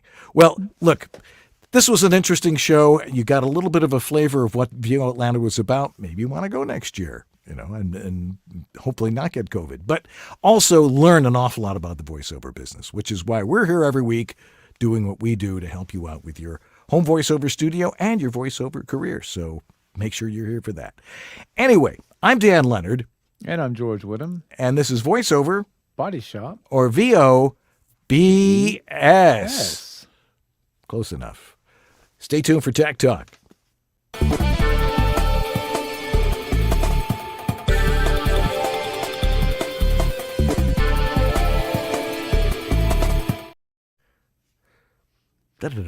You know, at the end, I usually try to jump on the BS, Yeah. so that by the time you hear it with me. But this time I said it with you, so Yeah. to you it was off with that little bit of like half a second delay. What are you going to do? So funny. All righty. Hey, again, if you've got a question about your home voiceover studio, because I get the impression that's probably why you're here watching or listening. So, got a question? Ask us, because we know the answer. And if we don't know the answer, we're still going to tell you something. Because I think we've heard every question there is. Anyway, are we ready, Sue, to roll into Tech Talk? All right. Let's do it. Count us in.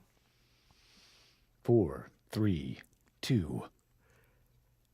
Hey, it's time for VoiceOver Body Shop Tech Talk number 100. When you consider we've done 250 shows. Our last episode last week was episode 250, by the way. To start our Thank you. To start our 12th year, and so if you add 250 and 100, that's 350 weeks that we've been doing this show. Yeah, baby. We must be doing something right, or as I continuously remind John Florian over at VoiceOver Extra, when I said, hey, you want to sponsor a show about home voiceover studios? And he's like, who's going to want to watch a TV show about home voiceover studios? And I reminded him last week about that again. And I think everybody needs to learn to not sound like this on TV. That's right. Anyway. So we got lots of stuff going on here. We were at VO Atlanta last week, and I think you've got some video from that. But, we're here to talk about home voiceover studios. And why do we talk about home voiceover studios? Because clearly nobody seems to understand them, especially if you're new to the business or you've been a voice actor for a good long time, but you always went into somebody else's studio. You were talent. Yeah. I was There's talent. A lot of misinformation that is being spread and confusing people like crazy. Yeah. And we want to straighten it out. We don't want to give you misinformation. We want to give you the stuff that we know works. And what works? It's different for everybody. I'm going to talk about that a little later on when we finish with your tech update. The fact is, we know what's happening. We've seen everything. At least we think we have, until we've seen something we haven't seen before. And then we get a question we haven't gotten before. And of course, trying equipment that we haven't tried before and seeing if it really works to help your workflow as a voice actor. So where do you go for all that help? Well, you can work with either one of us. If you want to work with George and have him teach you what it takes to build a really good studio, where do they go? You head over to georgethe.tech, and you can work with me and a bunch of others actually now, including Dan. There is a wide array of services available to you now. And if you go over there at georgethe.tech and look in the services area, you'll notice there's a lot in there, right? That's because we have services specific to different softwares, right? So if you are an Adobe Audition user, you can book time with one of our team members who is a pro at using Adobe Audition. And you'll see their schedule and be able to book time with them whenever suits your schedule.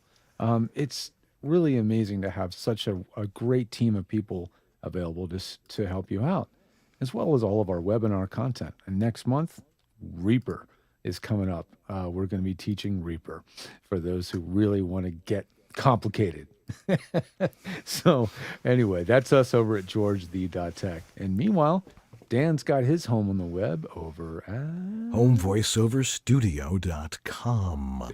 Yeah, we got lots of cool stuff over there. You know, my philosophy, which, you know, I can go on about forever. Everything is physical. But we also have the Specimen Collection Cup there. And if you want to have your audio analyzed, send it to me. $25. I will give you your audio a very thorough analysis. See if it's up to snuff. And if it's not, we'll make it snuffable. I guess that's one way to put it. All you have to do is go over to homevoiceoverstudio.com. And if you want to work with me and get a consultation on how to build your studio or fix something, you can go over there and contact me directly. So go do that. Well, okay, so we're going to start off our 100th show. How much has changed over 100 episodes of this? I think my mustache has gotten a lot whiter. We all have more gray, that's for sure. And there's more tech coming out all the time with more different colored LED lights on it. But really, a good studio mic, good acoustics, and good performance, that's about 90%. And that 90% hasn't really changed. Yeah, really. Hasn't. All right. So what do you got in your tech update this week? I think we're starting off with something that somebody was asking about. I believe. The first thing in my tech update, is a product from Centrance called the Passport VO, and so what this thing is an audio interface that, to be completely straight with you, was really truly designed for voiceover actors. I mean, I'm saying it out loud right now, and I almost have to pinch myself. I've been wanting to help design and bring to life an audio interface that's really designed for voiceover acting for many, many years. I've just found it to be an area of pro audio that's been woefully underserved. Our friend Harlan Hogan has done a fantastic job of trying to serve the industry in so many different ways, from the Portabooth, the VO1A microphone, the voiceover headphones, which actually I'm using now. And I really, in this context, doing live I like the way I sound better than I do on my buyers. Really? Yes. Oh, that's saying a lot. In live performance. In playback, I have different thoughts, but in performance, like we are now, broadcast streaming, I'm liking the way I sound. It definitely makes me feel clear and clean and present. But the point is that there just hasn't been anything out there that's really got a lot of nuanced features that suit the voiceover user. And let's be honest, like a lot of you that are beginners may not need something that has the level of flexibility and complexity of this guy, the Passport VO. It's called Passport because it was a co-developed venture between the Pro Audio Suite podcast crew with 4 of us and Michael Goodman of Centrance. And we came together over a few months. We surveyed our everybody that we could get a hold of to tell us what you're looking for. And at the end, this is essentially what all of you asked for, at least the top 60%. This is what was the most voted on in terms of features, as well as 1 or 2 features that maybe nobody asked for because they didn't even occur to them. So we have a few curveballs in there. But one of those things is the Record Channel 2 source switch. There's this little button at the very bottom. It's a black switch. It's going to allow you to choose what you record on Channel 2. Channel 2 is like this unused input that nobody uses because your mic's plugged into Channel 1 and you're recording a mono track most of the time. What could we do with Channel 2 then? It's like a hidden feature. This lets you choose. You can have Channel 2 be a safety track where it records 12 dB lower, so you have some safety margins before clipping. It could be what actually is plugged into mic 2, which makes it work now like a Scarlett 2i2 or any 2-channel interface. Or it can be used to record what comes back from communications. And that means you are now able to do podcast production and record the caller on Zoom or Source Connect. Or you can just use it to record your coach. You know, you get coached on Zoom all the time. You want to capture what the coach is saying. Flick that switch to comms and you're recording your coach or whoever's on the remote end. So just a lot of tools that we want to make sure are easy to exploit for VoiceOver. I don't want this to be too much of an infomercial right now. We're going to have time to do that more next week. By the time you guys are seeing this in replay this week is really when this product is supposed to be starting on its pre-sale. So I'll just wrap it up here by saying, stay tuned. Watch the proaudiosuite.com website for more information. It will be actually on sale on the Centrance website in their store, and you'll be able to start buying it next week, or actually for those watching it live next week, for those watching the replay this week. And it's going to be $6.99, and we have to sell 100 units up front in order to get this thing produced. Guess I got to buy one. I know there's so many of us I would like to give one to. Like, there ain't no giveies this time. We have to all buy one. It's a group effort to make this thing exist, and we're really proud of it. So anyway, that's the Passport VO, and if you want to know more about it, well, just let us know. We'll fill you in, and stay tuned at theproaudiosuite.com. All right, coming up in my queue here. One more thing. Oh my gosh, if I hadn't said this, if you saw this on the show, if you do decide to buy one of these units, please use VOBS when you check out. It won't change the price, but what it will do is let Centrance know you saw it here, and then by doing so, you will be supporting us, the show. You'll be supporting the show by using VOBS coupon code if you do pre-sale buy one. So thank you in advance. Coming up next, also the Rodecaster Pro 2 is now physically in my studio, and it's actually what I'm using tonight to do the show.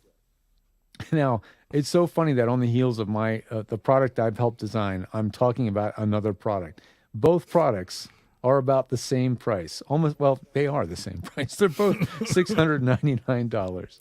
And if you look at them on paper, you go, wait a minute, why is this thing also $699?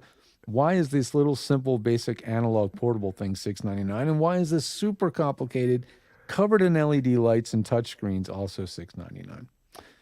Well, the Rodecaster Pro 2 is clearly targeted to production of voiceover, of really podcasting and live streaming with up to 4 people in the same room at the same time, with the ability to add more people coming in remotely, all in one live show.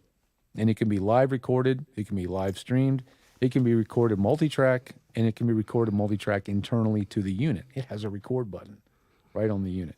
Very clever. Dan's been using one on his end of the studio, the original version, for quite a long time. And the new one just takes everything that the original one had and takes it to 11. It's got more microphone preamp gain, way more. It's got flexible faders that you can choose what signal comes up on which fader. It's got better routing for your headphones and your studio monitors. It takes everything that if you had the first one, you said, it would be nice if, and now this one has it. It's crazy. So it's an impressive piece of kit. Does a voiceover actor need it? No. If they made a version half the price, half the size, with half the features, but all the stuff that I like, then I would say go buy that. Yeah. But Looks they like- didn't, and they won't, and that's why we made the Passport VO. Well, both have a workflow for voiceover. Now, the Procaster is really designed for podcasting, but the first time I saw it, it was like, this would be very nice for voiceover and for the other things I do in teaching and webinars and that sort of thing. But Yeah, if the you new do one things is like, beyond voiceover and you are doing other things, other types of production, live streams, webinars, teaching, podcasting, then the Rodecaster is quite a piece of kit. Again, it's got 3 more mic preamps than most people would need. It has sound effect pads that you don't really need but are fun. It's got all these bells and whistles on it that make it fun to play with. But at the end of the day, the additional functionality can get in your way when you're in a live session as a voice actor, and you may want something simpler. And that's where something that contrasts against it, like the Centrance Passport VO, comes into play, because you have only what you need without distracting features and no software control panels, firmware updates, or anything to sort of burden you with complexity. So very different ideas to get down similar functionality that you might need. Moving on. So Waves, some of you may use Waves plugins. If you do use Waves plugins, then you already know what I'm about to talk about because this piece of news made a huge splash, and splash meaning like a poop landing in a bowl of water, kind of a splash. It did not go over well at all. And what they said they were going to do was make all of the licenses from here, this day forward, be subscription only. You have to have a subscription to get any current or updated version of your software. End of story, full stop. And people spoke, and Waves listened. And so a week later, they made a total about face, and that is no longer going to be the case. You will be able to buy Waves plugins. You can buy them a la carte. You can buy them, and when you do buy them, they are what they call perpetual licenses. And so you're not going to have a subscription to continue using Waves plugins that you already come to know and love and depend upon, like Clarity. So don't freak out. There was a lot of that happening. We don't need to freak out anymore because they really did listen. They really did pedal it back, and they made good. They made good. So kudos Waves. Sorry that they made such a misstep in terms of marketing and promotion and kind of decision making in terms of how they would market and sell their product, but they listened and they did change. So there you go. Anyway, moving on to a couple more things. A couple pair of headphones. One of them I got to try at the VO Atlanta, and I have a quick video package that we can throw up here. And the other one is a pair I actually have physically in my hot little hands from Rode, because they were nice enough to give, along with the Rodecaster Pro 2 that they let us take home from VO Atlanta, they did also give me a pair of their NTH 100 headphones. And my quick take on the NTH 100 headphones is a beautiful piece of engineering, really, really nicely made, very comfortable on my ears, but the sound characteristic, the EQ curve, is not familiar to me. It's too different from anything else that I own for me to adopt to using them right away. These might be best for me if I was to use them while I'm actually producing a show live. Just like the Harlan Hogan cans, I like listening to myself speak through them live, but I wouldn't want to make an EQ judgment when I'm tuning EQ because I know my other headphones better. I feel kind of like the same way about these. They have a unique sound to them, and that might be good for a performance or good for people doing live announce, but maybe lesser so for editing. It's up to you, and it's what you're used to hearing, and you have to wear them to find out. But really nicely designed, very heavy duty, removable cord, which I think should be the norm nowadays, right? And you can put them on both sides. There's a party trick. They put the plug on both sides. Cooling gel ear pads, which is pretty cool. It really does help pull the heat away from your skin. So really interesting cans. I want to play around with it some more. Maybe I'll do some of my live shows with them and see how they work for live production. But their EQ is just too different for me to use for my critical listening type stuff.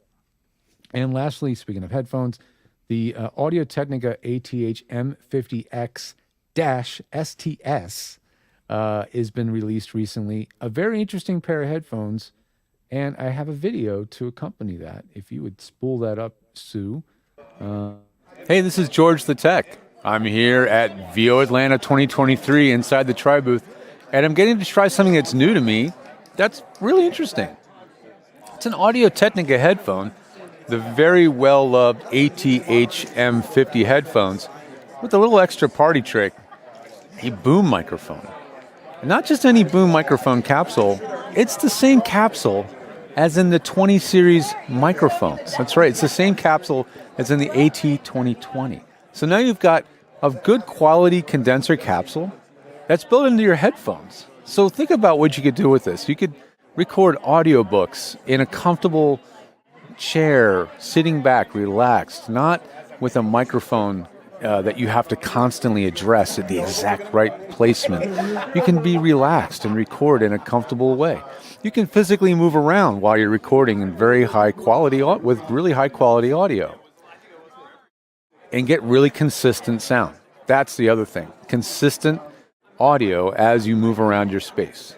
And I think that's a really compelling thing. It's something I've been advocating for quite a while, is why not have a headset mic when you record voiceover? But most of them weren't up to the task. The fidelity wasn't very good. They're pretty noisy. They're made for sports casting. This one, I think, well, you guys be the judge. I think it works pretty well.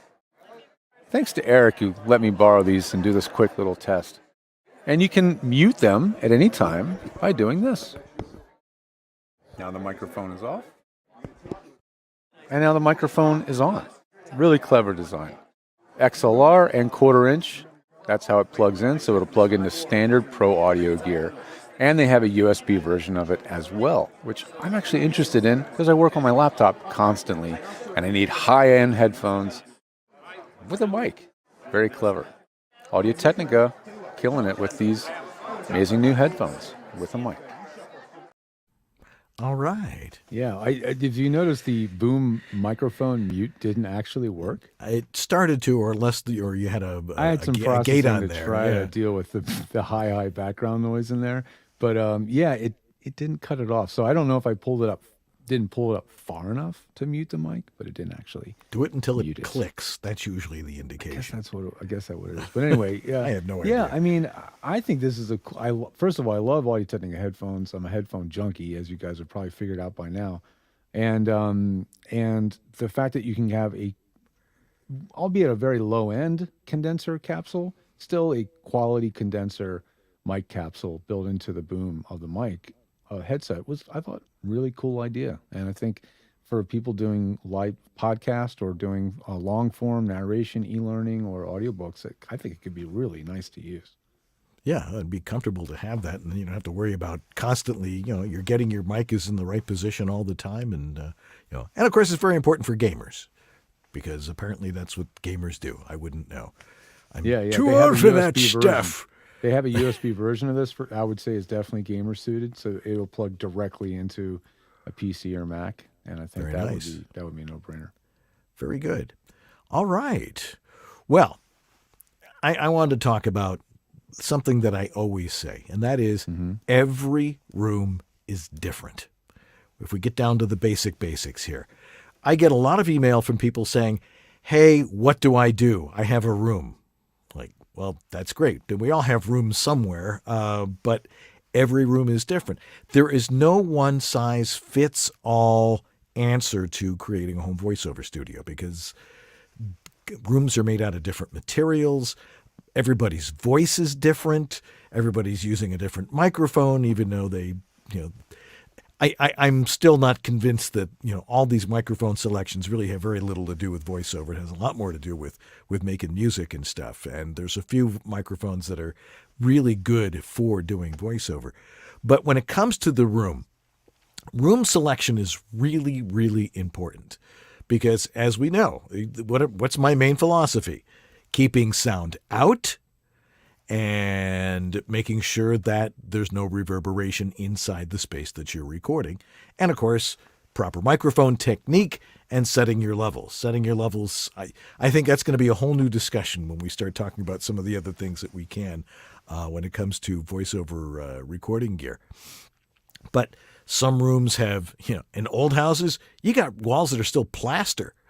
Most of them are drywall, and some of them have 10 coats of paint on them. You've got to be able to find the right space, one that is quiet.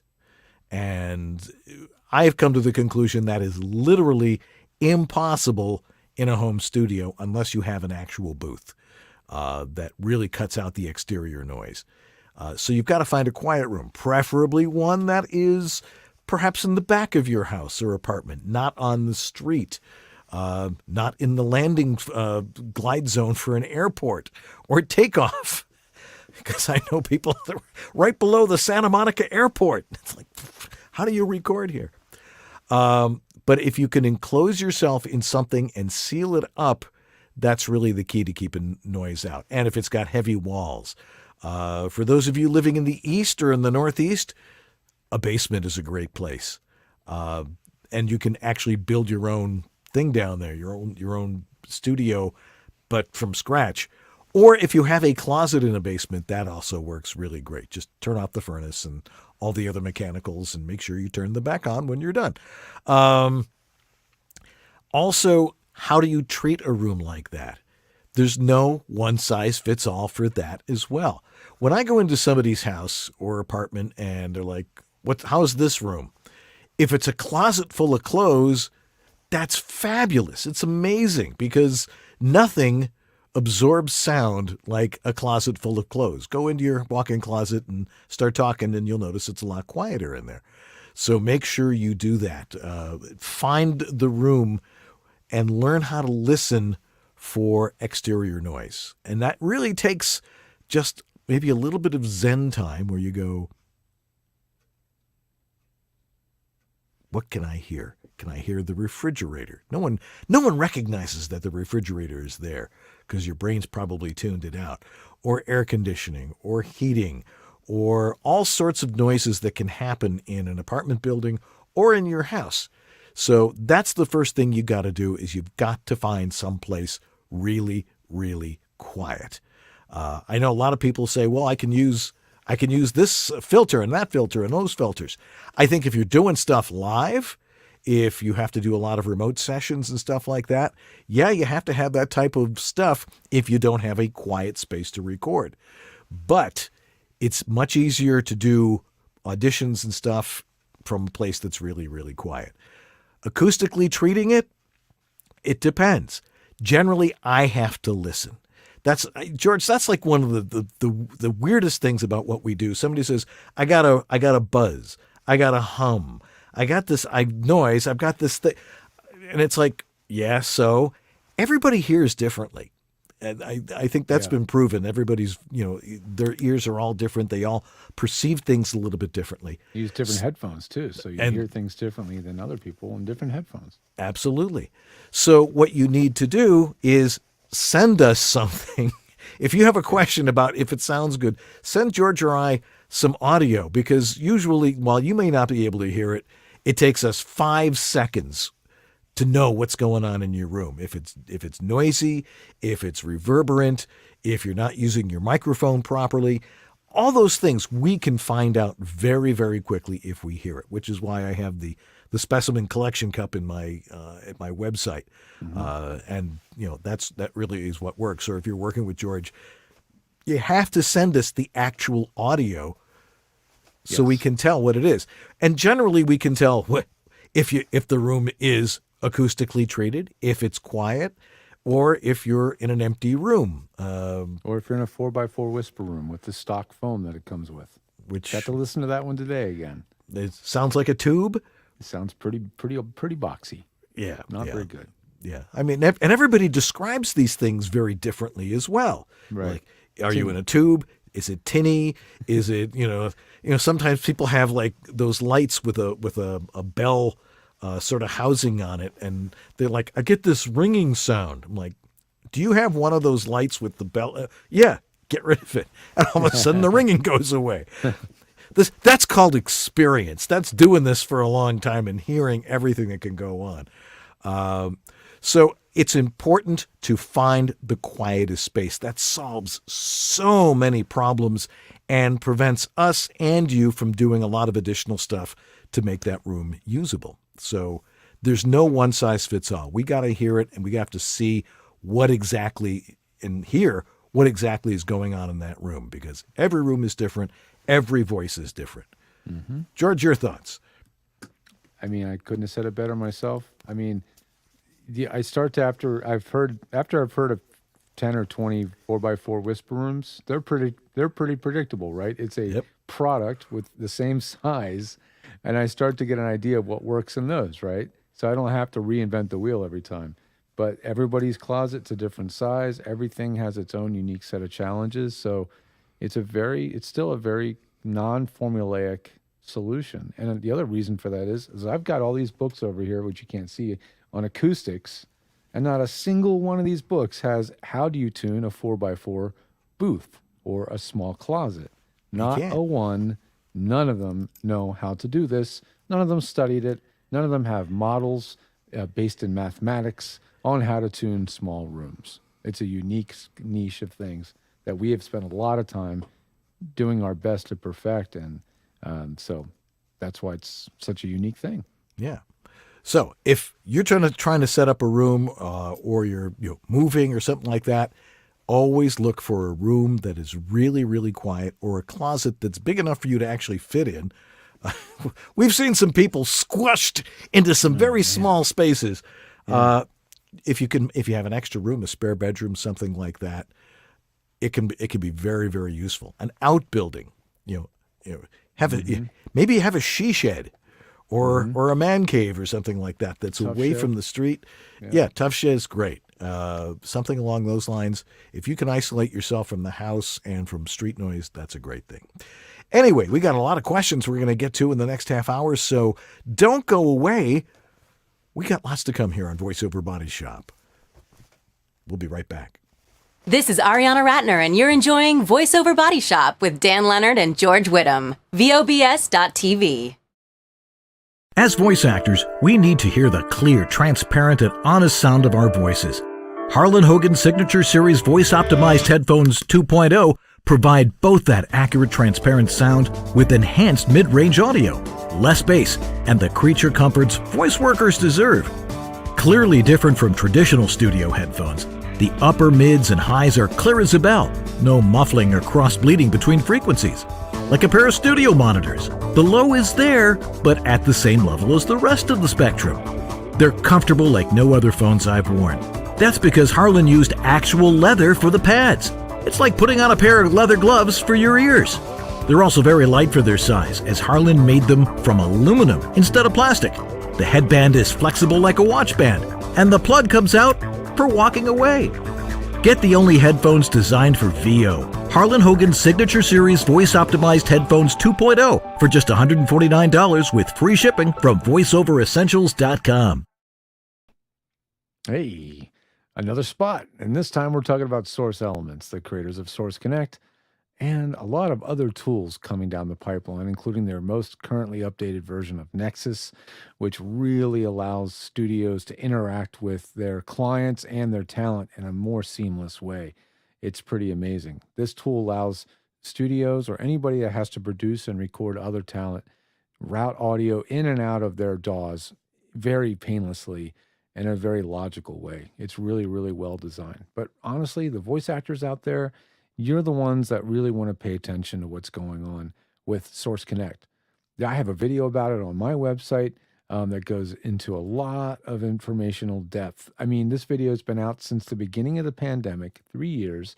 People are still watching it, telling them, thank you for doing this video. I now understand it better. Since then, if you go to source-elements.com, they have created a lot of educational content on Source Connect, what it does, who it's for, how it works, how you get it, And what's it cost? Well, it doesn't have to cost anything to get started.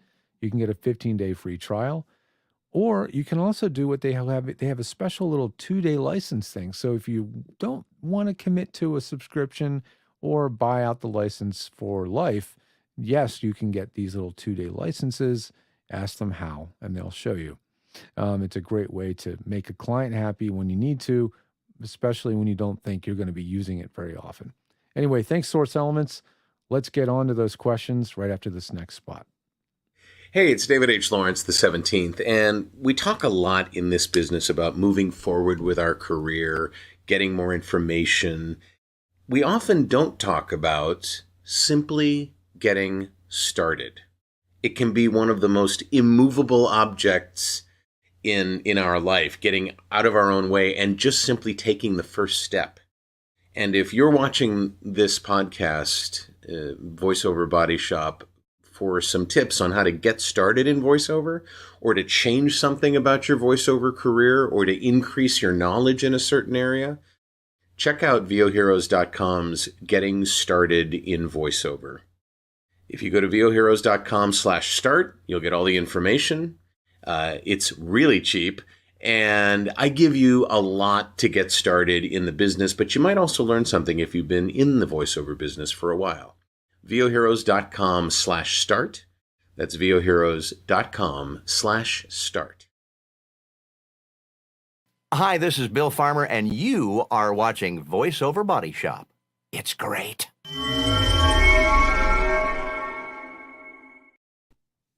All right, welcome back to VoiceOver Body Shop Tech Talk number 100. Put that up again, Sue. Boo, boo, boo, boo, boo, boo, boo.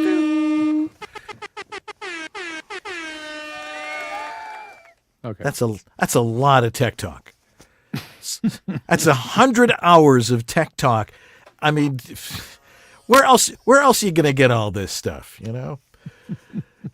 And one of the favorite things we do about Tech Talk is we take your questions. And, sure do. And we got a bunch of them today, so why don't we get into those? Okay. Yeah. Here's one that was left over from last week from Derek Sy. Starting out as a voice actor, I have the Audio-Technica AT2020 and a Scarlett Solo 3rd Gen, and record in a wardrobe. I think that means a closet. Could be a closet. Or it could be like a chifforobe. Something along like they sell those things at IKEA. With two GIK acoustic spot panels behind me, with a curtain to cover the top to treat the space, with a noise floor of around -60 to -54 dB. We'll be the judge of that. I have a gain knob turned up 60 to 70%, but my recording levels are around -28 to -21 dB. When you explain what that means. So every time I record, I amplify it plus 5 to 7 dB in Adobe Audition. Is this just the nature of the mic interface, simply not speaking loud enough, or am I doing something wrong? I have the mic positioned upside down at eye level, about 6 inches. The hardware is all brand new and the latest drivers installed. Chances are, well, Chris, the first question is Mac or PC? He said drivers. That Drivers. usually means That means Windows. PC. Usually. Okay. Usually, yeah. I mean, there aren't a lot of drivers for stuff on a Mac.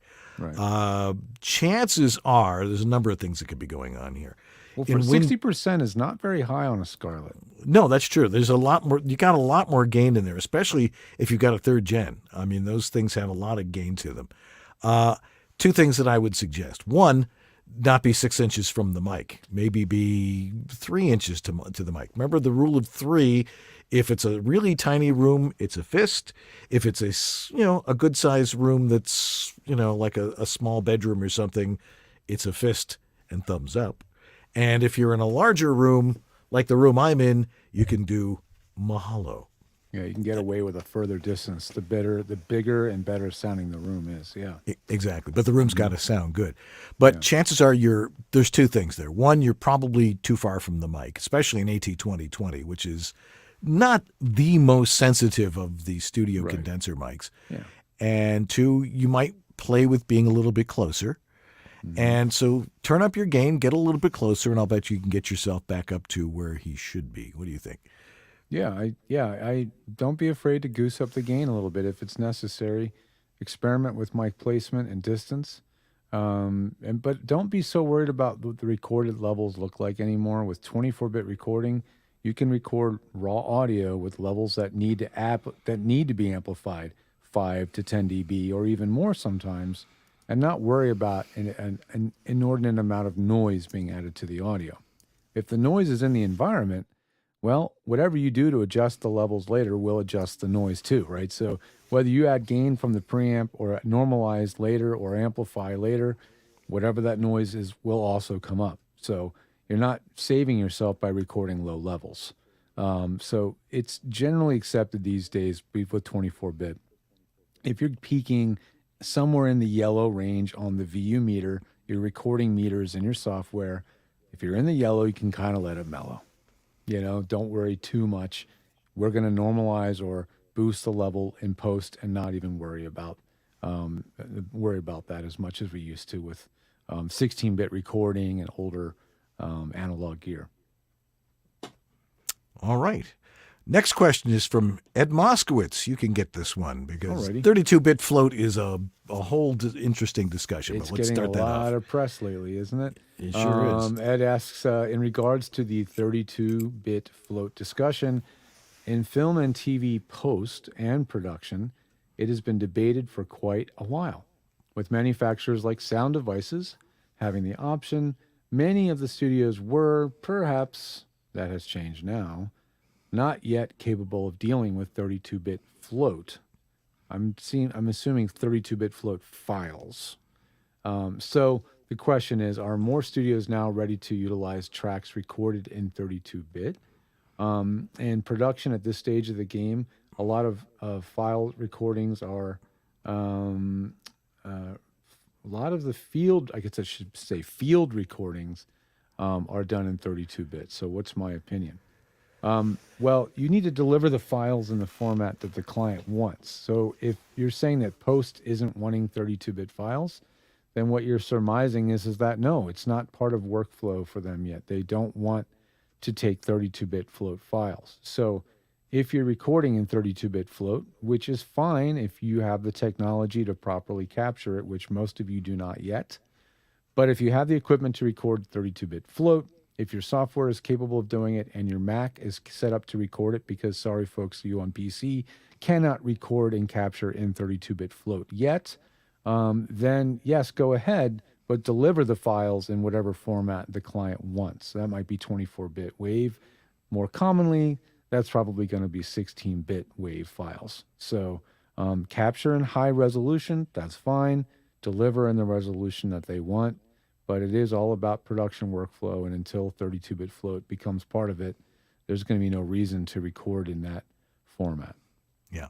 But we need to explain what is the difference between 32-bit float and say 32-bit and say 24-bit, because whenever you're setting up your file, you hit new file, it'll come up, a dialog box will come up and it'll say you want this in 16-bit, 24-bit, 32-bit, or 32-bit float, which, as you were saying, it doesn't work on a PC yet. I'm not sure why that is for Audition.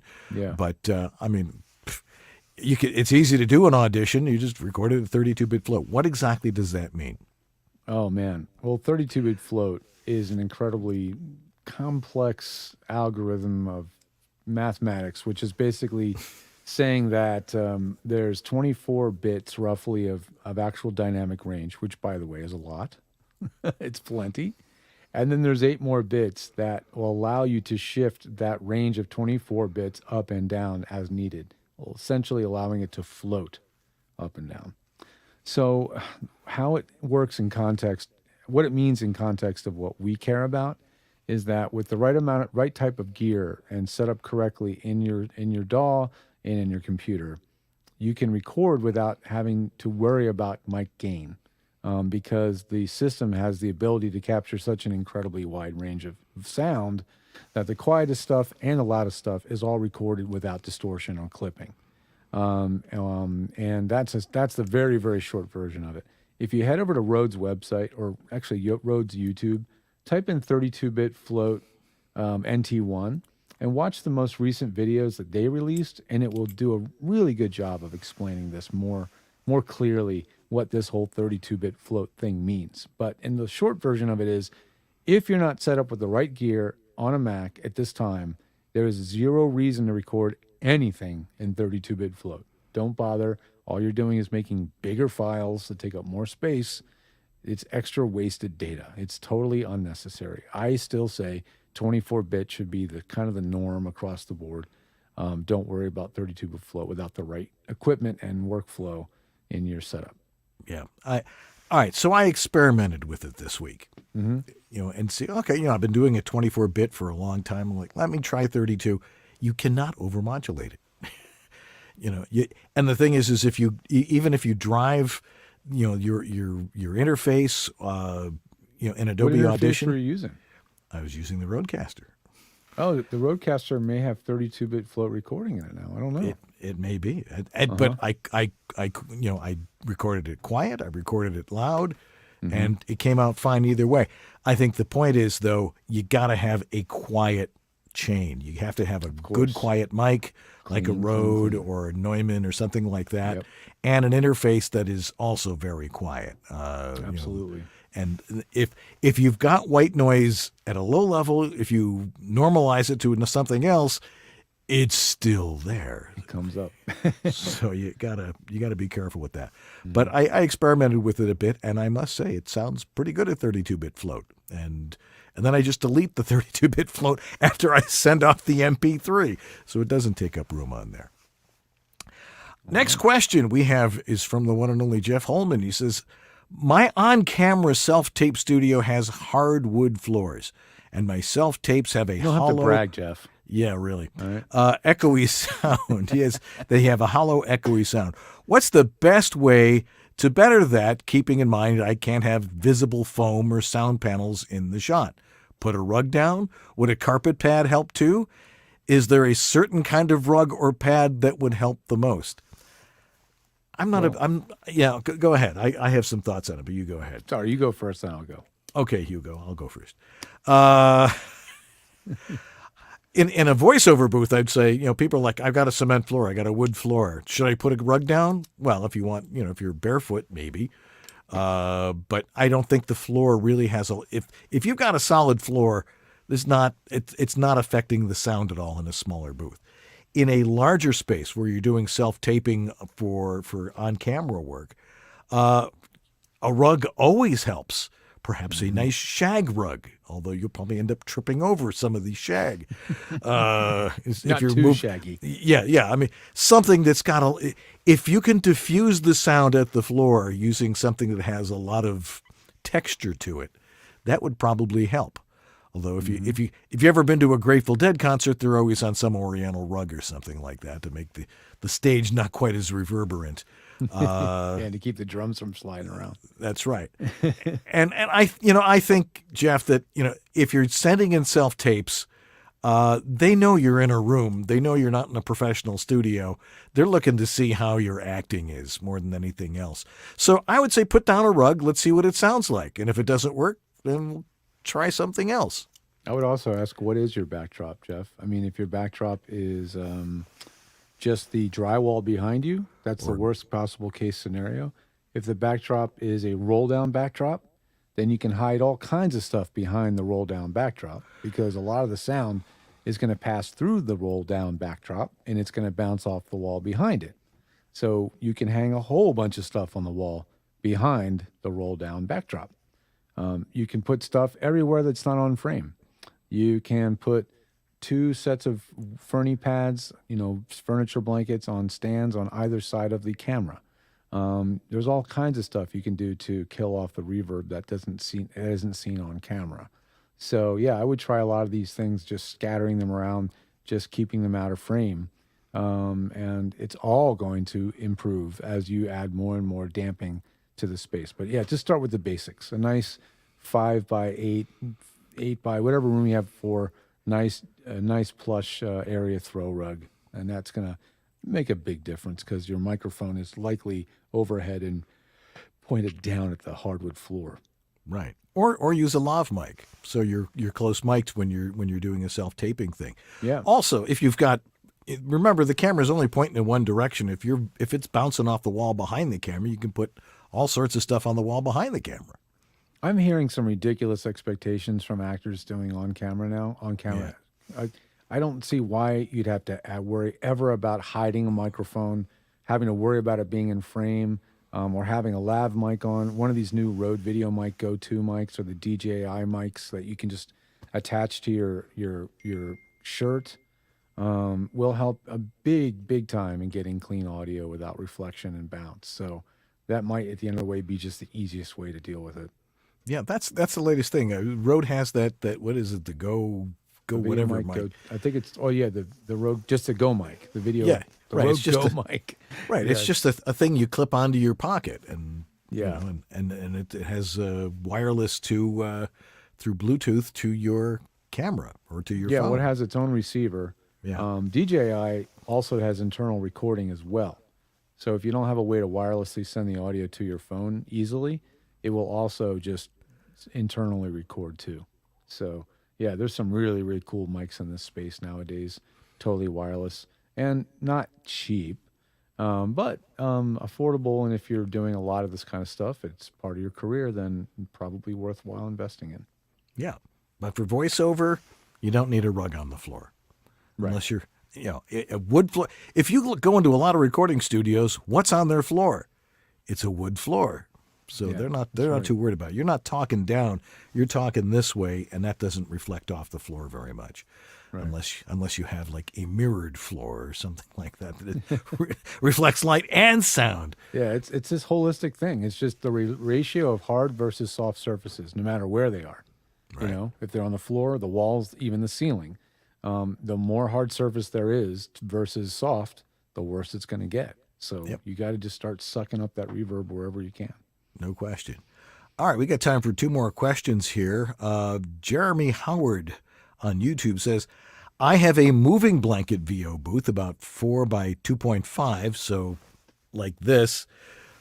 And anybody out there that's more than they're 2.5 feet wide, they're pretty wide. And while there are no reflections, my male voice does seem to get a bit boomy in the space. Would you recommend bass traps and studio foam? And 2, is there a setting where I can change the speed of the playback? Well, let's get to the speed of the playback in a second. Okay.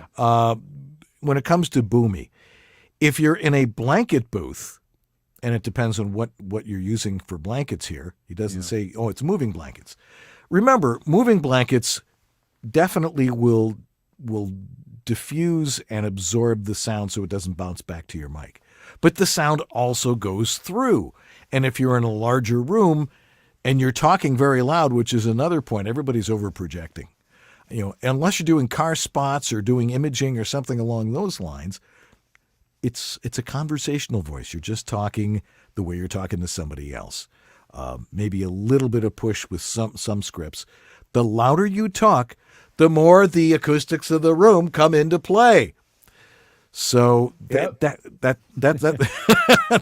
the most important thing there. Your voice may be a bit boomy, and that's because it's reflecting off of walls outside of the booth. Right. It could be where the booth is. If it's tucked into a corner, now the corner of your room is coupled with the booth, and now you're getting some bass reflex off the corner. So yeah, if you can move the thing away from the wall, that could help quite a lot. You might try that too. Yeah, I've done that many times with people with blanket booths. It's like, maybe have it in the middle of the room or, away from or at least the wall. not in a corner. Right. Corners are practical, but that's where the bass really tends to collect. Right, because you've got like a bunch of angles there, say at the ceiling where it's going off in two different directions there, and then you've got the ceiling and then the down, the waves will really collect in that corner, and that will cause that. So, or you could always put a bass trap up in the corner. You Might could actually try help that. that. Yeah. I've never put a bass trap in a blanket booth because normally, like you said, you can move the booth. Right. But if you're stuck in a corner, that may be what it takes. You might need to get something in that corner to suck up some of that low end resonance, or just use some cleverly tuned EQ to sort of tune it out a little bit, because that actually can work quite effectively too. Yeah. So yeah, I've that's the great thing about a blanket booth that's made out of PVC or something like that. You just move it around, find the sweet spot in the room that's going to work for you. Think about it. There's no again no one size fits all thing here. There's lots of different things you can try. And these are all things that George and I have tried 20 or 30 times in different people's rooms, like move the booth. All right, talk, okay, the noise is coming from this way. Don't talk towards the noise, or don't talk with the noise behind you. Turn it around, talk towards the noise. It's simple, logical stuff. Second part of his question. This is an interesting one. I'm pretty sure there is. Is there a setting where I can change the speed of playback in Adobe Audition if I'm proofing a script for accuracy and want to do it quickly? I'm pretty sure you can compress it, but I don't think you could. I mean, if you want to, you can just slide along and scrub along. And No, I know you can scrub. I'm literally doing some Googling about it because I've never done it. I've seen. Oh, now they want me to log in to read what I just saw in a Google search. Okay. I'll go ahead and do that. Someone said, check in edit preferences playback, and in the line saying JKL shuttle speed, select the half speed option. And now you can play anything either forwards at half or backwards at half speed, or you could do double the speed too, apparently. Yeah. So J makes it play back. Let's see. L makes it play forward at whatever speed you choose. J will make it play backwards at whatever speed that you choose. So it looks like you'll have to try it for yourself and see. I've never done it, but if these Google searches are coming up with accurate information on the Adobe Support Community site, which this has been marked as a correct answer. This is from 2017. Adobe Audition's not known for removing features. Right. So I would imagine it's still the same thing now. Yeah. Now, there's also software that's going to make audio editing even easier that we saw it at VO Atlanta, and that's Hindenburg. Give that a look, because that's got some really cool stuff that allows you to really edit with the script right in front of you, and it makes it very easy to do that. And I think with a couple of keystrokes, it just sort of edits with the script, which is really good if you're doing e-learning with lots of different slides or with audiobooks or something along those lines. But we'll talk more about that in a future show. Last question from YouTube from Dave G. We can answer this one pretty quickly. I'm worried about AI voices. Hold my hand and tell me it'll be okay. Please, guys. There is so much written about this. If you understand the term uncanny valley, these companies keep saying that it's getting real close, and people say that they can, imitate emotion. I'm sorry, I still don't buy it, and people are going to laugh at me. There's no program out there that can make the thousands of decisions that can go on in my head when I see a phrase. How am I going to go up, go down? Programming that to what would be a model of my voice is very difficult. Yeah. Now, in the aggregate here, in the big picture, in the macro, we pretty much are all agreed that it's going to take away some of the low-end stuff that's monotonous, like phone AVI things, phone answering things, and voice systems like that. Audiobooks are going to it, but, my wife listens to audiobooks, and I'm like, that's an AI voice. I can tell real easily. They can say that, you see these things with deep fakes, like, which one is the real Morgan Freeman? It's not hard. But if you're not really trained for it, you don't really notice.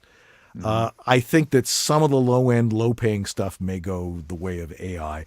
Certainly there's a lot of YouTube videos out there that have gone AI. But I think it's important, and John Bailey was telling us this a couple of weeks ago. Be ready for it. Be prepared. Know what it is you do well that an AI can't, and really try to exploit that. There you have it. And that's the name of that tune. All right. As Robert Blake used to say before he went to prison. Anyhow, we've got just a few more things to tell you about, but we'll tell you about them when we come back right after these important commercial messages. Don't go away. You're still watching VLBS?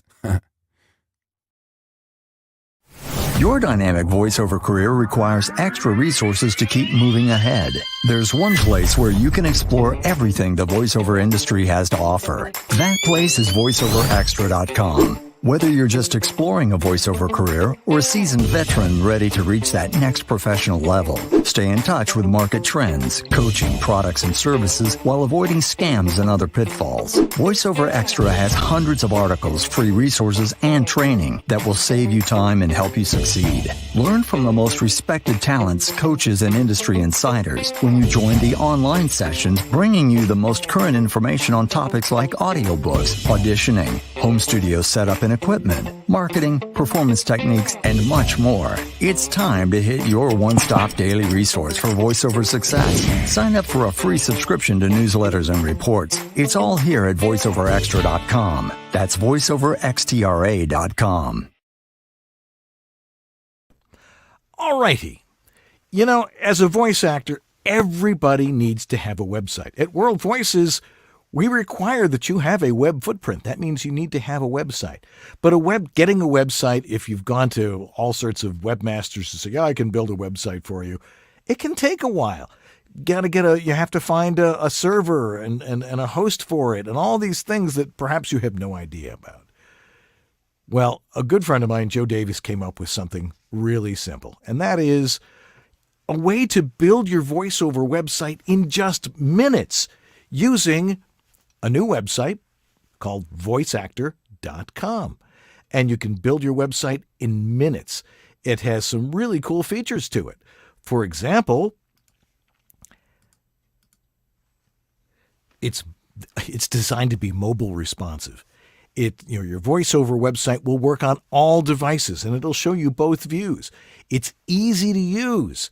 The dashboard is built to allow you to create your site really fast. George and I did it in 10 minutes and got sites up and running. Edit yourself. The super simple editor lets you manage your own website. Always a pain in the butt that, if you want to add a comma or change the background color, I'll get that'll be $50 for a webmaster. No, you have complete control because it's all templated. And guess what? It was built for voice actors by voice actors. We all put input into what makes it good. And that's what you need. You need to find a website that can build your website simple, easy, and you can do it for free to start out. That's right. They allow you to do for $0 a month. You get a site URL. You get to choose your website, the website template, change templates at any time. It's easy to edit. No coding. It's super duper simple. Go over to voiceactor.com and try it out. See if it works for you. If you don't have a website, you better get one now. Go over to voiceactor.com.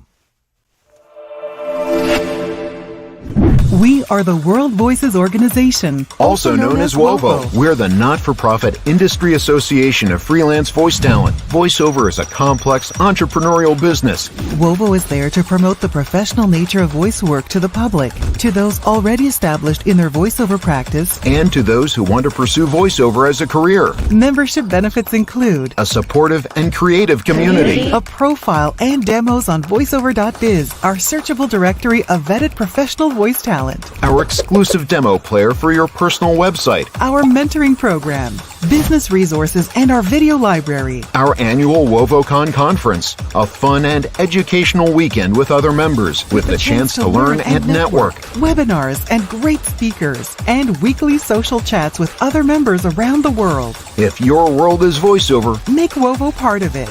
World Voices Organization. We speak for those who speak for a living. Yeah, hi, this is Carlos Alazraqui, the voice of Rocco, and you're watching VoiceOver Body Shop.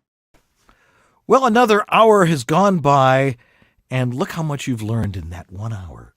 It's like taking a fire hose and giving you all this information. Lots of stuff in there. Next week on the show, another great guest. I have a couple of people that want to be on the show, and you're going to enjoy hearing from them. So make sure you're there. April 3rd, so the 7 days. So I think it's the 20th we're going to be on again, doing it live. Anyway, we need to thank our donors of the week, like Robert Leadham, Thank you, Robert. We Yeah. love you. Stephen Chandler, Casey Clack, Jonathan Grant, Tom Pinto, Shelley Avellino. Greg Thomas, Hey, Dr. Voice. Antland Productions, Martha Kahn, 949 Designs, Christopher Epperson, Sarah Borges, Philip Sapir, Brian Page, Patty Gibbons. Rob Reeder. No, it's Ryder. It doesn't matter. Yeah, he doesn't care. Shauna Pennington Bear, Don Griffith, Trey Mosley, Diana Birdsall, and Sandra Manwiller. All right. Remember, if you want help with your home voiceover studio, look, you can watch our show, but you can talk to us each individually, and we can help you out with any question by going to my voiceover site, which is homevoiceoverstudio.com, or georgethe.tech, where you've got. Well, we got a discount code. We always do, guys. VOBS Fan 10 will get 10% off anything you buy on georgethe.tech. Webinars, tech support, sound checks, studio, whatever you need, it's on there, and use that code to get 10% off. And if you're watching this show now in replay, we are just announcing the way to pre-order the new Centrance Passport VO, and all that information will be over at the Pro Audio Suite, SUITE.com. All righty. Need to thank our sponsors, of course. Without them, we would just have a show without sponsors. Harlan Hogan's Voiceover Essentials. Source Elements. Voiceover Extra. VOHeroes.com. VoiceActor.com. And WorldVoices.org, the Industry Association of Freelance Voice Talent. Join today. Join us in Orlando on May 5th through the 7th. Thanks to Jeff Holman for really getting it together in the chat room tonight, and on Facebook and on YouTube and wherever else there's a chat room. And Sue Merlino for being here and making sure that everything looks like a professional TV show, which it sort of is. And of course, go ahead. Go ahead. No, we got to thank Lee Penny for being Lee Penny. Yeah, I stepped on you from the Lee Penny thing. But I want to say, if there's one more way you can support our show. Yeah. If you decide that the Passport VO is for you, you really want to get this new interface, please use VOBS when you're given a coupon code area on the website when you check out over at Centrance's website.